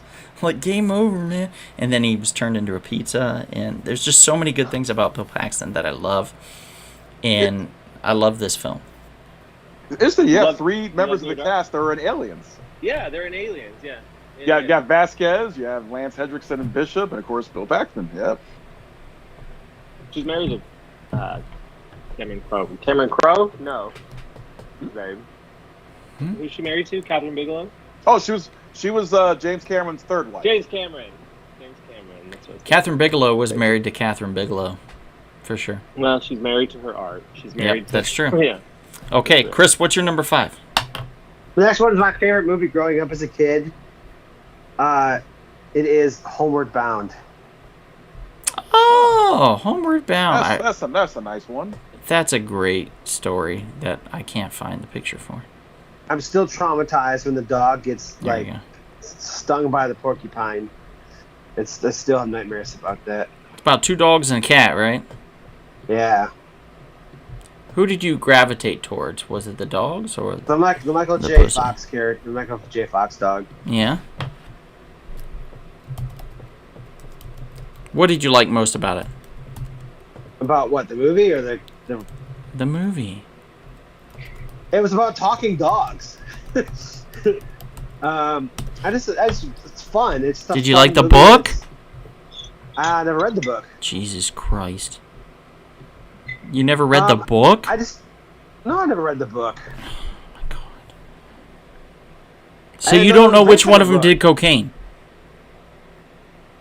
What? That was in the book. I don't think that's true. But it's one of my favorite movies growing up as a kid. I loved it. We watched it all the time. We had a cat named after the same name of that cat. And I hated that cat so much. And I think we named the cat because of that cat in the movie. And I hated that cat. It was a major part of my childhood, and I loved that movie. And I haven't seen it in probably 20, 30 years. I need to go back and watch it again. But probably I used to be able to recite that movie word for word back in the day, 30 years ago.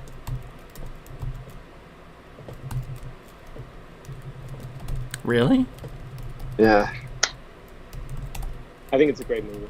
Well, we weren't allowed to watch a lot of stuff when we were a kid. Oh, So okay. it was That's all fair, that's fair. family video movies. So All right. I'm going to go with my number 5. And that one. I'm sorry. It's just normally it puts them in order alphabetically, but this is just all over in the search for the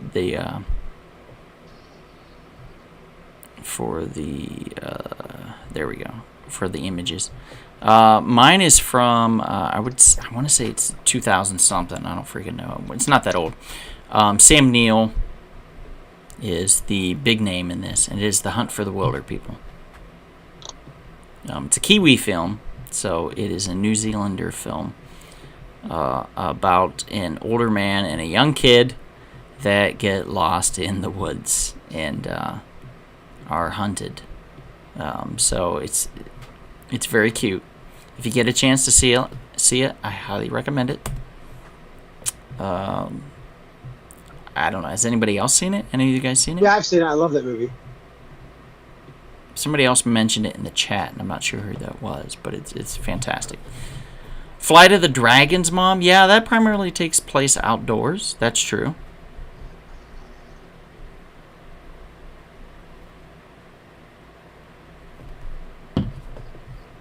Okay, so we're going to move on from The Hunt for the Wilder People, and we're going to go to Kevin's number 4.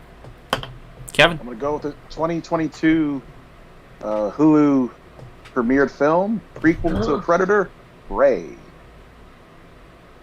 I think you just liked it because of the name. Am I wrong? Am I wrong? No. I don't think I'm wrong. No, this movie really impressed me. I heard it was good, and I had to see it for myself, and I was very impressed. I think this is probably the second best Predator movie of the franchise. It's so well done. You know, you have a young Comanche woman who's earning her place in her community and her tribe, and she takes on, you know, the predator that comes to Earth during that time period, during the 1700s, out in the Great Plains, and it's just fun. You know, it becomes a nice cat and mouse game that she basically, you know, wins and turns the tables on this predator. So it's really fun. Like, you know, a lot of the guys don't believe she's worthy, you know, as a hunter, and, you know, can do what they can do, but she proves them wrong, and she comes out on top. So a lot of fun. Well done. I'm sure you've seen the movie, right, Ephraim? I have, yeah. For a second, I thought you were going to say Bird Box. No. Kevin loves Bird Box, though. Anything with a box, Kevin's in. Anything with a bird, I'm in. Yeah, okay. I did enjoy Prey, and I agree with you. Second best. Predator 2 would be third, and then... You know, Oh, yeah, for sure. Predators and Predator Really good 2 prequel. are like 3A, 3B for me. I actually like Predators in a way. I kind of like the concept of Predators when they're on that planet, all the different people they put there, Adrian Brody and Alice Braga. Danny Trejo. Yes, of course. Oh, yeah. Of course. Machete. That's Okay, so right. that's your number 4. Ephraim, what's your number 4? We already talked about my number 4, and that was Blair Witch Project. Perfect. Chris, what's your number 4? No, you're gonna hate this choice, Donald. My number 4 is Lawrence of Arabia. Motherfucker. You need to fucking suck a But dick. let me explain why. The movie was shot in location, and it's some of the most beautiful locations in the Okay, so Yeah, you like, picked it for the it's a gorgeous cinematography. movie. in Anybody the that cinematography sits and the through this locations. goddamn film is for the cinematography. I get it. Yeah. Is Yeah, it Lawrence? You really hate on some David Lean, don't you? I'm not even going to go with the title. I don't even care. I'm not even posting what it is. There it is. What? Lawrence of Arabia. That's number 4. He hates the movie. He Man, hates this show some movie. respect, man. Show some respect. I don't have to. Omar I Sharif is don't coming home have tonight. to show Omar shit. He's Omar been in Sharif other is coming films, tonight. Kevin. Respect the man's fucking films that he's done besides this. Just, Omar Sharif is just, he only did one film and it was, no. He's done many other films. And I've Alec seen them Guinness is all. in this movie too. Alec Guinness is in this movie too before he was Obi-Wan. Respect this man's. In this film, he was Obi too. The stupidest joke I've ever I know, but it made you laugh, right? It's really dumb. I'm sorry. Okay, so I'm moving on from that shit. Wow. You should apologize to the world. Number No. 4 on my list, 2013, Ben Stiller's Secret Life of Walter Mitty. Oh, and that's better than Lawrence of Arabia. I think so. I'll fight for Secret Life of Walter Mitty. Okay. Yeah, a fantastic film. It's all about self-discovery, unlike Lawrence of Arabia, which is about sand. And it's all about connecting with people, unlike Lawrence of Arabia, which is about selfishness. So Secret Life of Walter Mitty, if you haven't seen it, highly recommend it. It literally is. It's a Ben Stiller starring film. He's having like a midlife crisis. He decides he wants to travel the world. He wants to see more things, and it's about him connecting with himself. It's about self-discovery, which I think is super important. Everybody that's going through a midlife crisis or is breaching their mid-30s or early 40s or even their mid-40s or early 50s will understand this type of film where it's about, hey, I've literally seen nothing. I've gone to work, I've been a good soldier, and I've done nothing else. And what else is out there in the world? And this is what that's about. And I think that's a beautiful thing. So that is my number 4, Secret Life of Walter Mitty. Walter Mitty? Walter Mitty? Walter Smitty? Walter Mitty? Smitty? Mitty? There's a secret there somewhere. Anyway, that's number 4. Kevin, what's your number 3? I'm going to go with the Mitty. 1942 classic. It'll be my one and only animated film, Bambi. Oh. Yes. Bambi. Kevin, you were dreading this one, but I encouraged you. You did? I don't recall that.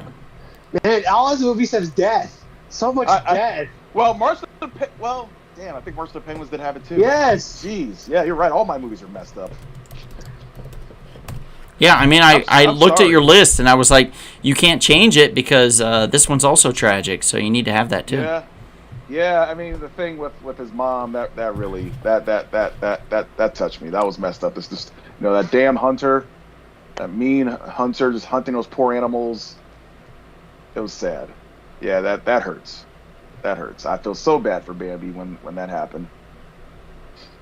But beyond that, though, he did have a bunch of good friends. Thumper and Flower. You can't go wrong there. They all grow up together, become good, functioning, wonderful adult animals in the forest. And they You find can love call me for Flower themselves. if you want to. I think I've said that to you 1,000 times, Kevin, and you never got it. Bambi. And Bambi eventually becomes the great prince of the forest. So it's all good. In the end of the day, there is some happiness. Hmm. And then they remade the movie and made it Lion King. Basically, yeah. That's true. Yeah, that was what they were saying when The Lion King came out. They were like, Bambi people be prepared. And I was like, what? And then I watched Bambi and I was like, who cares? Then I watched Lion King and I was like, who cares? Though, to be fair, like Lion King is Hamlet, but That's right. We did our Shakespeare Yeah, episode. totally. I think we discussed that. Yes. We did, yeah. You did a Shakespeare episode? Yes, we did. You know what? You would have been perfect for that, friend. You would have had a good Oh my time. god, we should do Shakespeare too. I'm down. Well, down, Hamlet guys. 2 actually is what we need to do. Well, come. We should do films that originated as like. Well, it's funny you. Yeah, we could do that. You're like, No, I was thinking about what we did with the Shakespeare. Me too, Sean. It was Shakespeare's birthday earlier this year, so Oh, Chris okay. had the idea to do exactly on his birthday. okay, cool. Yeah. Yeah, it was Plus, cool. Chris It has was always fun. wanted to have sex with William Shakespeare, so there's that. Oh, who hasn't, frankly? Oh yeah, Come man. on. Great Why talent. not? Yeah. Great talent. Oh, And man, by the way, have, do you know he have was him married whistle, to Anne have him- Hathaway? yeah, have him whistle. Man, having sex with Shakespeare, have him whisper one of those sonnets in my ear while we're my making God, love. yeah. Uh-huh. Oh, And he was Invited married to you Anne into Hathaway. his next play. Yeah, he was. yeah. She's old. She has a deal with something. I should have picked a Midsummer Night's Dream as one of my 10. Oh, Yeah, you could have done that. It's true. too bad. Yep. You All right, fucked are up. we at number 3? Yes, just your 3. Okay, so I just want to preface this by saying that I've had some questionable choices, like if they are outdoor movies or not, and so the top 3 are clearly and obviously outdoor films, like almost entirely. So I didn't know what the rules were until we started. So I had I wanted to like do an honorary mention of the road trip movies that I didn't get to say because that was against the rules, like Thelma and Louise, Little Miss Sunshine, Fear and Loathing, Straight Story, and even Thelma might have made the list. I loved Thelma. But my number 3 is Oh Brother, Where Art Thou? And I'm shocked that no one has said that yet. Yeah, that's true. The Coen brothers, it's really incredible. The music is phenomenal. They bust out of their workers' prison. Like, it's really, really great. George Mhm. Clooney's really good in that movie, and I'm not usually a Clooney fan, but he's so good. I think that the Coen brothers really just nailed it. Beautiful, beautiful film. Beautiful music. Definitely my favorite Coen brother movie. Yeah, it's so good. So good. Yeah. Oh, Brother, Where Art Thou? Rewatch. I liked it. John Goodman, John Turturro. Oh, he's so good. Yeah. Great cast. Yeah. Great cast. Great film. Coen brothers are fantastic. The Coen brothers have a strong connection with Sam Raimi and Bruce Campbell, which I love about that. And I think that that's such a precious relationship that they all have because they're all so diverse and different. Sam Raimi has a different style from the Coens. And Bruce Campbell is such a ham comparatively. And then the Coens are very... they've got this certain je ne sais quoi. This certain, storytelling aspect about them that makes them very... very fanciful, I guess you could say, and I love that about them as well. So that's a great choice. Chris, what is your number 3? My number 3 was Into the Wild. Okay, perfect.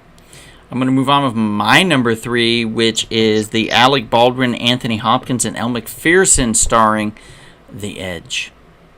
Oh, that movie. It's so good. If you have not seen The Edge, you are doing yourself a disservice. It's fantastic. Let me just type this in. Not only do you learn a lot about surviving the wild, but you learn about the human psyche as well. And it's all about Alec Baldwin and Anthony Hopkins surviving after I think it was a plane crash or something. They survived.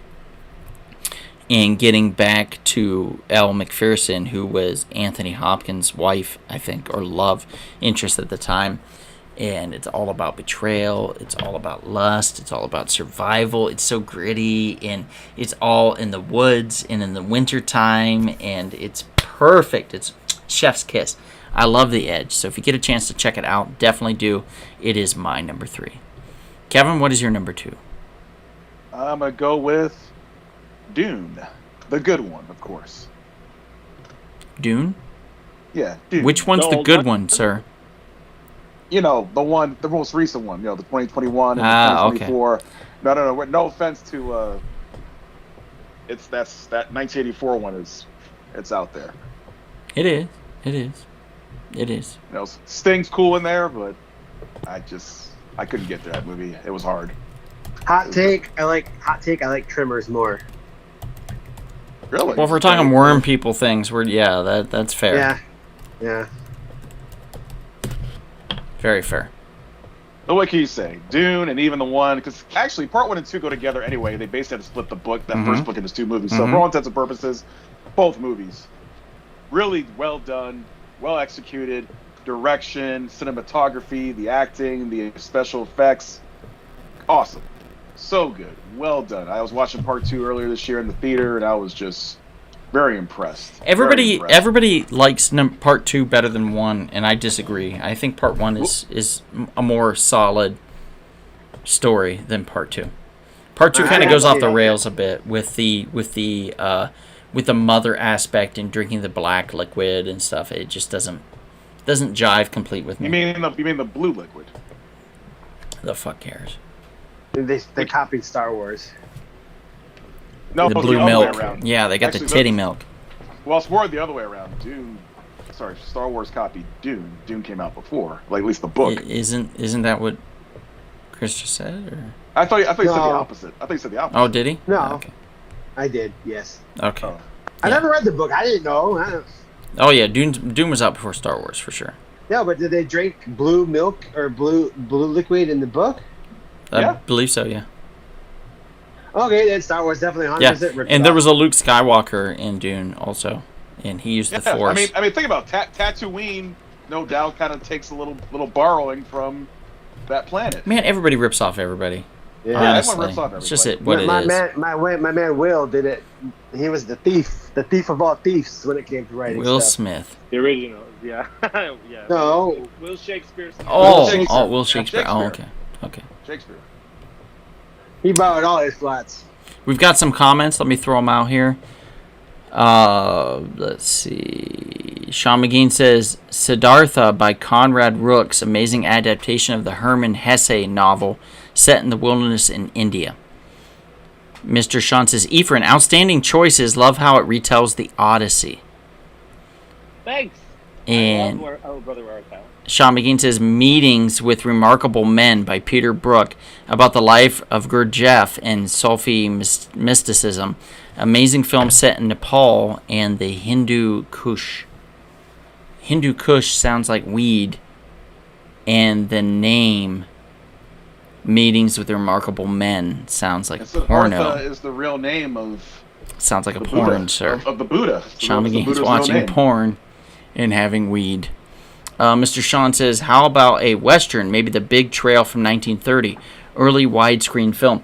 I did have the Wild. Wasn't the Wild Bunch, Kevin? I had you add You have it. You have it. I gave it to you. onto my list, Sam Peckinpah, but I did not ultimately place it in there because the Treasure of Sierra Madre I thought was more worthy, so I went with that instead. Man, don't. Wild Bunch is my favorite Western, man. It's so good. It's a solid Western for sure. Number I was going to two. put the 3 Burials of Melquiades Estrada. Have you seen Oh, that one? so freaking great! Yeah, I was Yeah, gonna yeah. put Tommy that Lee one, but- Jones. I remember that. Yeah, he directed it. That was a fantastic film. Very much enjoyed that.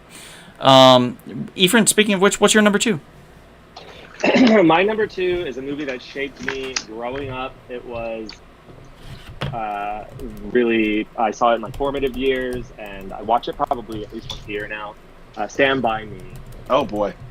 Stand By Me is the greatest movie about friendship of all time, and really heartbreaking. And to see River Phoenix at the end of the movie sort of disappear contextually has changed, and it's just really sad. But and it's of course- a great movie. And that song goes with the movie very well. Yeah, it really does. And also, you know, I just recently watched like a mini behind the scenes on how they shot a lot of it. Mm-hmm. So that was really fascinating, and I was surprised I had never done that before. But yeah, like those kids, for being their age and for being like untrained, especially Corey Feldman, like being completely untrained, just having that like raw, angry energy is what they said that they found in him. Yeah, really great movie. And Ron Howard did the narration, right? Wasn't it Ron Howard? Mhm. Yeah, really good. Yeah. Great film, and also, what's his name? O'Donnell, right? Chris O'Donnell. Yeah. Yeah, Mhm. fantastic. Yeah, It's so good. it's really well done. Really And well. Will Wheaton. Yeah. Yeah, Wheaton. Will Wheaton as The well. Big Bang Theory. And Star just before Trek. Star Trek Next Generation, he did that movie. Mm-hmm. Mm-hmm. Okay, Chris, what's your number 2? My number 2 is my favorite movie of 2018, and probably my favorite documentary ever made, and that is Free Solo. I see. It was just oh my god, it was just a thrilling. It's a really good documentary. I've never really just felt like so like on the edge of my seat watching a documentary in a movie theater. It's just intense. As soon as the movie was over, I went and bought the book. It was insane. I loved it. So I had to put that in my top 3. What's it about? It's about a guy who climbs mountains without any ropes. He's Literally, free solo. they call it free solo. solo. Yeah, Oh, Oh. just to say, oh, yeah. Yeah, just his hands. Jesus Christ. It's Ephraim, you should watch it. I think you would find it Looks terrifying. pretty phenomenal. It's great. Yeah. It's really spectacular. And it's him prepping to do like this climb, and then it showed like the second half of the movie is him doing the climb, and it's oh my god, it's intense. It's available on Hulu to stream. So I will watch it. Yeah, you'll enjoy it. Available to stream on Hulu, free solo. Or to rent on it. It's really, really good. My number 2, by the way.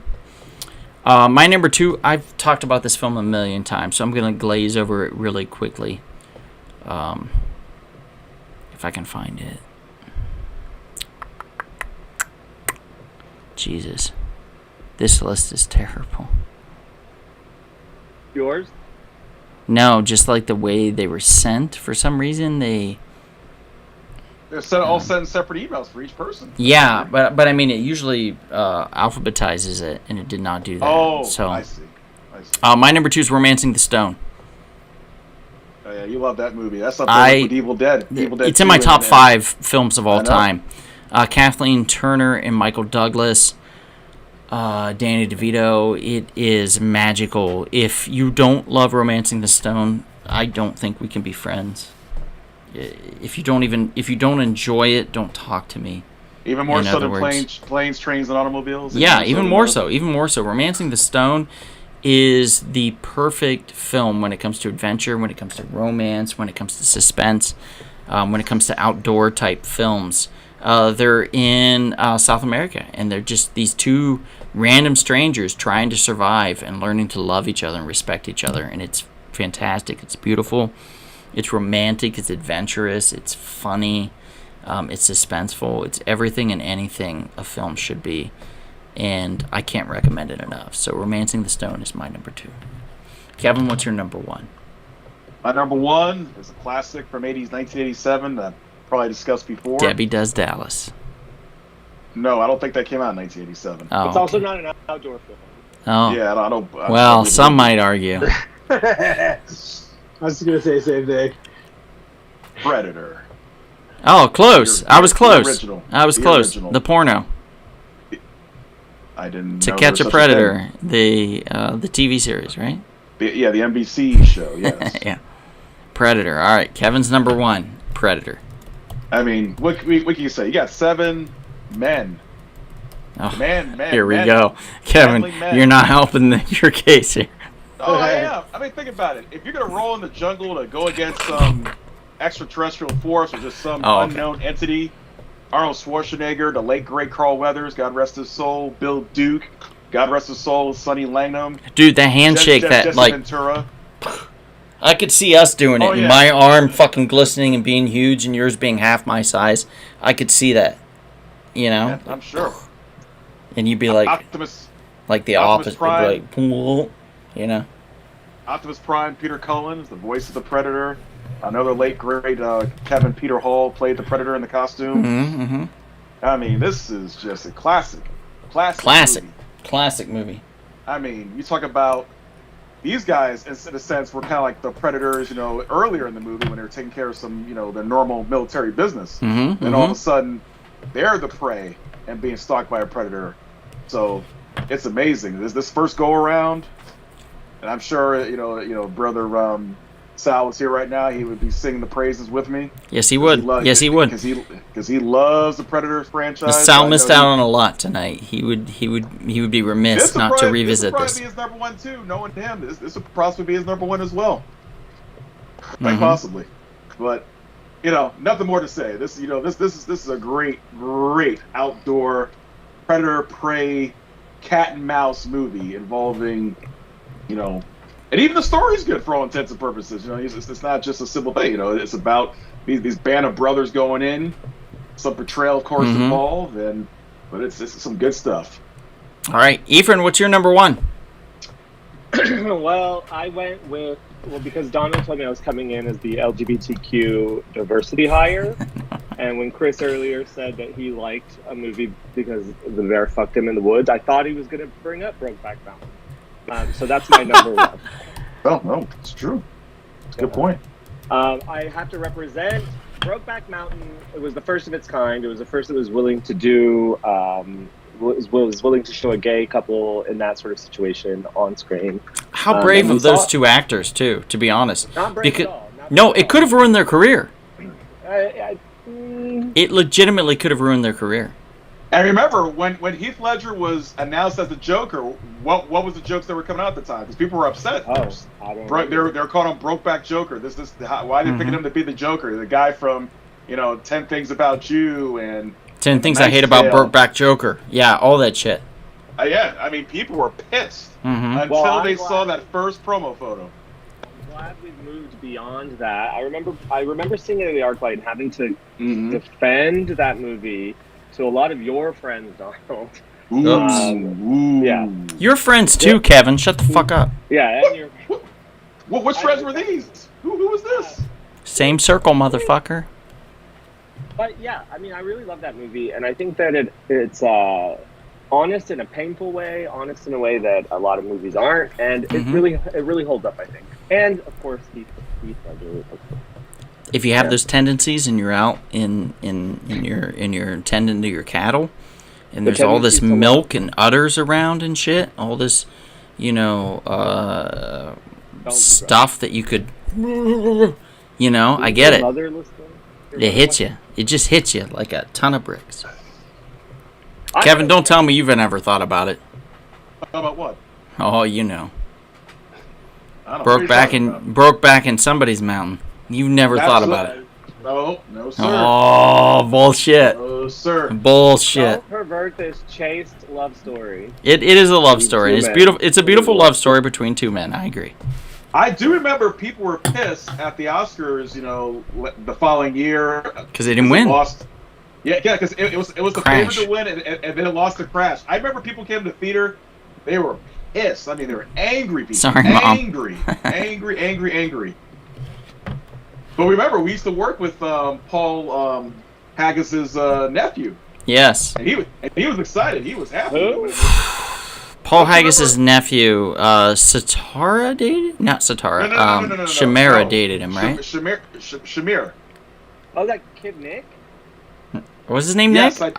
I think so. I swore it was like Rob or Kevin or something That's like it. It was Robert. It was like Robert or something like that. Yeah. Yeah. And he had like 10,000 points at ArcLight. He had like Oh, he did? thousands of. Yeah, he had thousands of points. I remember. He was Oh, rich that's in amazing. points. Yeah, So I got so many points. I think Shamir was feeding him points. Boy, Probably. you talk about corruption. Oh my goodness. I know. Oh, wait, they're closed. Who cares? No, they're coming That's back what- though. that's what- They're coming Sure. back. Sure. Next year, the Chris, what's your number one? Oh, he doesn't- My number one is The Great Outdoors. There you go. Okay, so I would have put this on my list 100%, and I would have put it at number one. But when I saw you put it at number one, I was like, I'm okay with that, and I'll get on board because I love The Great Outdoors so much. It definitely is my split number one, but I can't have two number ones, and I didn't want to put it at number two. So I was like, I'll let Chris take the helm on this one. So go ahead, Chris. I totally appreciate that you did this. This is my one non-pooping in the woods movie, or in nature movie. Well, I guess technically just it's not a house, so I guess it counts. John Candy, loved the movie. It's oh man, it's probably my favorite John Candy movie. It's one of my favorite movies as a kid. It's few. I don't revisit a lot of movies, but it's one of the few movies I go back and revisit every few years. Every summer, Mm-hmm. I watch it to get ready for the summertime. I go back and Raccoons watch talking this movie. shit. Yeah, I love the raccoons. Yeah. So yeah, it's you said outdoor movies, and instantly I knew my number one was The Great Outdoors. It's so many people's number one. It's sad. It's John Candy. It's Dan Aykroyd. Yeah, It's him in the woods. It's the brother-in-law. I think, if I recall, he was married into the family, and John Candy's like the good old-fashioned dude that like wants to take care of his family, and Dan Aykroyd is all about the pageantry and wanting to show off. Yeah. And it's about the show-off dude coming out to the woods to try to convince the good dude into an investment package, and all the shit that goes wrong along the way. I mean, he ate it all. He ate the old 96 or whatever. He ate all of it. No, he didn't. There's still the fat and gristle. It was great. And then seeing at the end during the credits, Dan Aykroyd dance to the baked potato or the mashed potato, I think it was, and all that shit was the alligator and stuff. Really fun. A really fun, really enjoyable summertime film that I think anybody can enjoy. So I highly recommend. And Chris, you're 100% right, making it your number one, The Great Outdoors. My number one, I made it my number one because I always circle back to this film. Tim Thomerson actually signed my DVD copy of it, and he was puzzled as to how I had gotten it because he didn't think they had released it. It was a Louis Anderson starring role film called The Wrong Guys from 1988. Ernie Hudson, John Goodman, Louis Anderson, Richard Belzer, Richard Lewis, and Tim Thomerson as well. A fantastic film about 3 escaped convicts that go out in the woods to hide out and confuse a Boy Scout troop headed by Louis Anderson as an adult who had re-gotten his friends together to relive their youth as a Boy Scout troop. John Goodman confuses them as the FBI and then tries to hunt them down systematically. And it is so fun and ridiculous and so sentimental. Louis Anderson just fucking knocks it out of the park. Pardon my French, Mom. I'm sorry. He knocks it out of the park with the sentimentality of being a part of something greater than yourself, and that is the Boy Scout troop that he was a part of, and everybody kind of falling in line with him and understanding that it meant so much to him and wanting to make this special for him. And I think that's really sweet and really special. Most of the people, quite a bit of the people actually that were involved in this have passed away. Brian James, who was one of the Tully brothers, if I recall, has passed away. And then Louis Anderson himself having passed away, and a few others, Richard Lewis, and I want to say Richard Belzer even passed away. Yeah, last year. Yeah, he did too. Which is super sad. There's Tim Thomerson's still alive. He's still kicking. He's great. But it's a very good film, and if you get a chance to see it, I bought the DVD at Walmart, by the way, and got Tim Thomerson to sign it. And we had a really beautiful, very nice conversation about it because he appreciated that I found it and went out of my way to get him to sign it. And that's one of the special things, one of the special ideals behind Hollywood and behind LA is that you get to commune with a lot of these actors, producers, directors, and things like that because they're all local to that area. So you get to have these experiences. Remember you, Bonnie, and myself met Ernie Hudson like 15 that years was ago? fantastic. Super cool. Ernie Very nice Hudson, man. meeting him at Gallery 88 for the Ghostbusters event was super. With the picture too. Was super who cool. Who took the photo? I can't remember who took the photo. I mean, I have a photo of me and him and Bonnie. I should be in it too. No, I think we cropped it out. That's messed up. I don't know. I don't know who has the photo, to be honest. Maybe she does. Yeah, she might. You might want to check with her. We should check with her. But that being said, that's the number one. And yes, Sean McGean, James Earl Jones. We talked about it earlier. Alan Delon. I don't know. And they're talking Summer Vacation, says Mom. Mongol, The Rise of Genghis Khan by Sergei Bodrov. I think there was a better version of that, and that was the Marco Polo series on Netflix. If you got a chance to visit that, Sean, Marco Polo was pretty spectacular. And I believe it was 2 seasons, I want to say. So if you do get a chance, visit that if you can. Dora and the Lost City of Gold has a sequence about pooping in the woods. Oh, Dora the Explorer. Oh, I haven't seen that. I actually want to see that, though, Mr. Sean. Jeez. That's it, though. But that's our number ones, guys. That's our entire list. I want to thank you all for this long list. I want to thank our special guest, Ephraim, for popping in his first time. We popped his cherry. Thank you for having me. Wow. Yes. Congratulations. Thank you for being here. I thought Bonnie was going to come in at some point. I was waiting for her. I know, me too. We were too. It's okay. Bonnie, she's busy. It's okay. But we thank you very much. This was great. It was great to have you. We'd love to have you again sometime. Absolutely. And thank you to all of our guests in the chat. We appreciate you being so active. I'm sorry if I didn't mention everybody's comment. I do apologize about that. I try to monitor that as best as I can. Thank you, Mom. Good night. Delon was France's best actor from the 60s and 70s, kind of considered the French James Dean. Oh, okay. And my mom says good night, gentlemen. So she's saying good night to everybody. Have a good night. So good night, Mom. Good night, Dad. Thank you guys so much.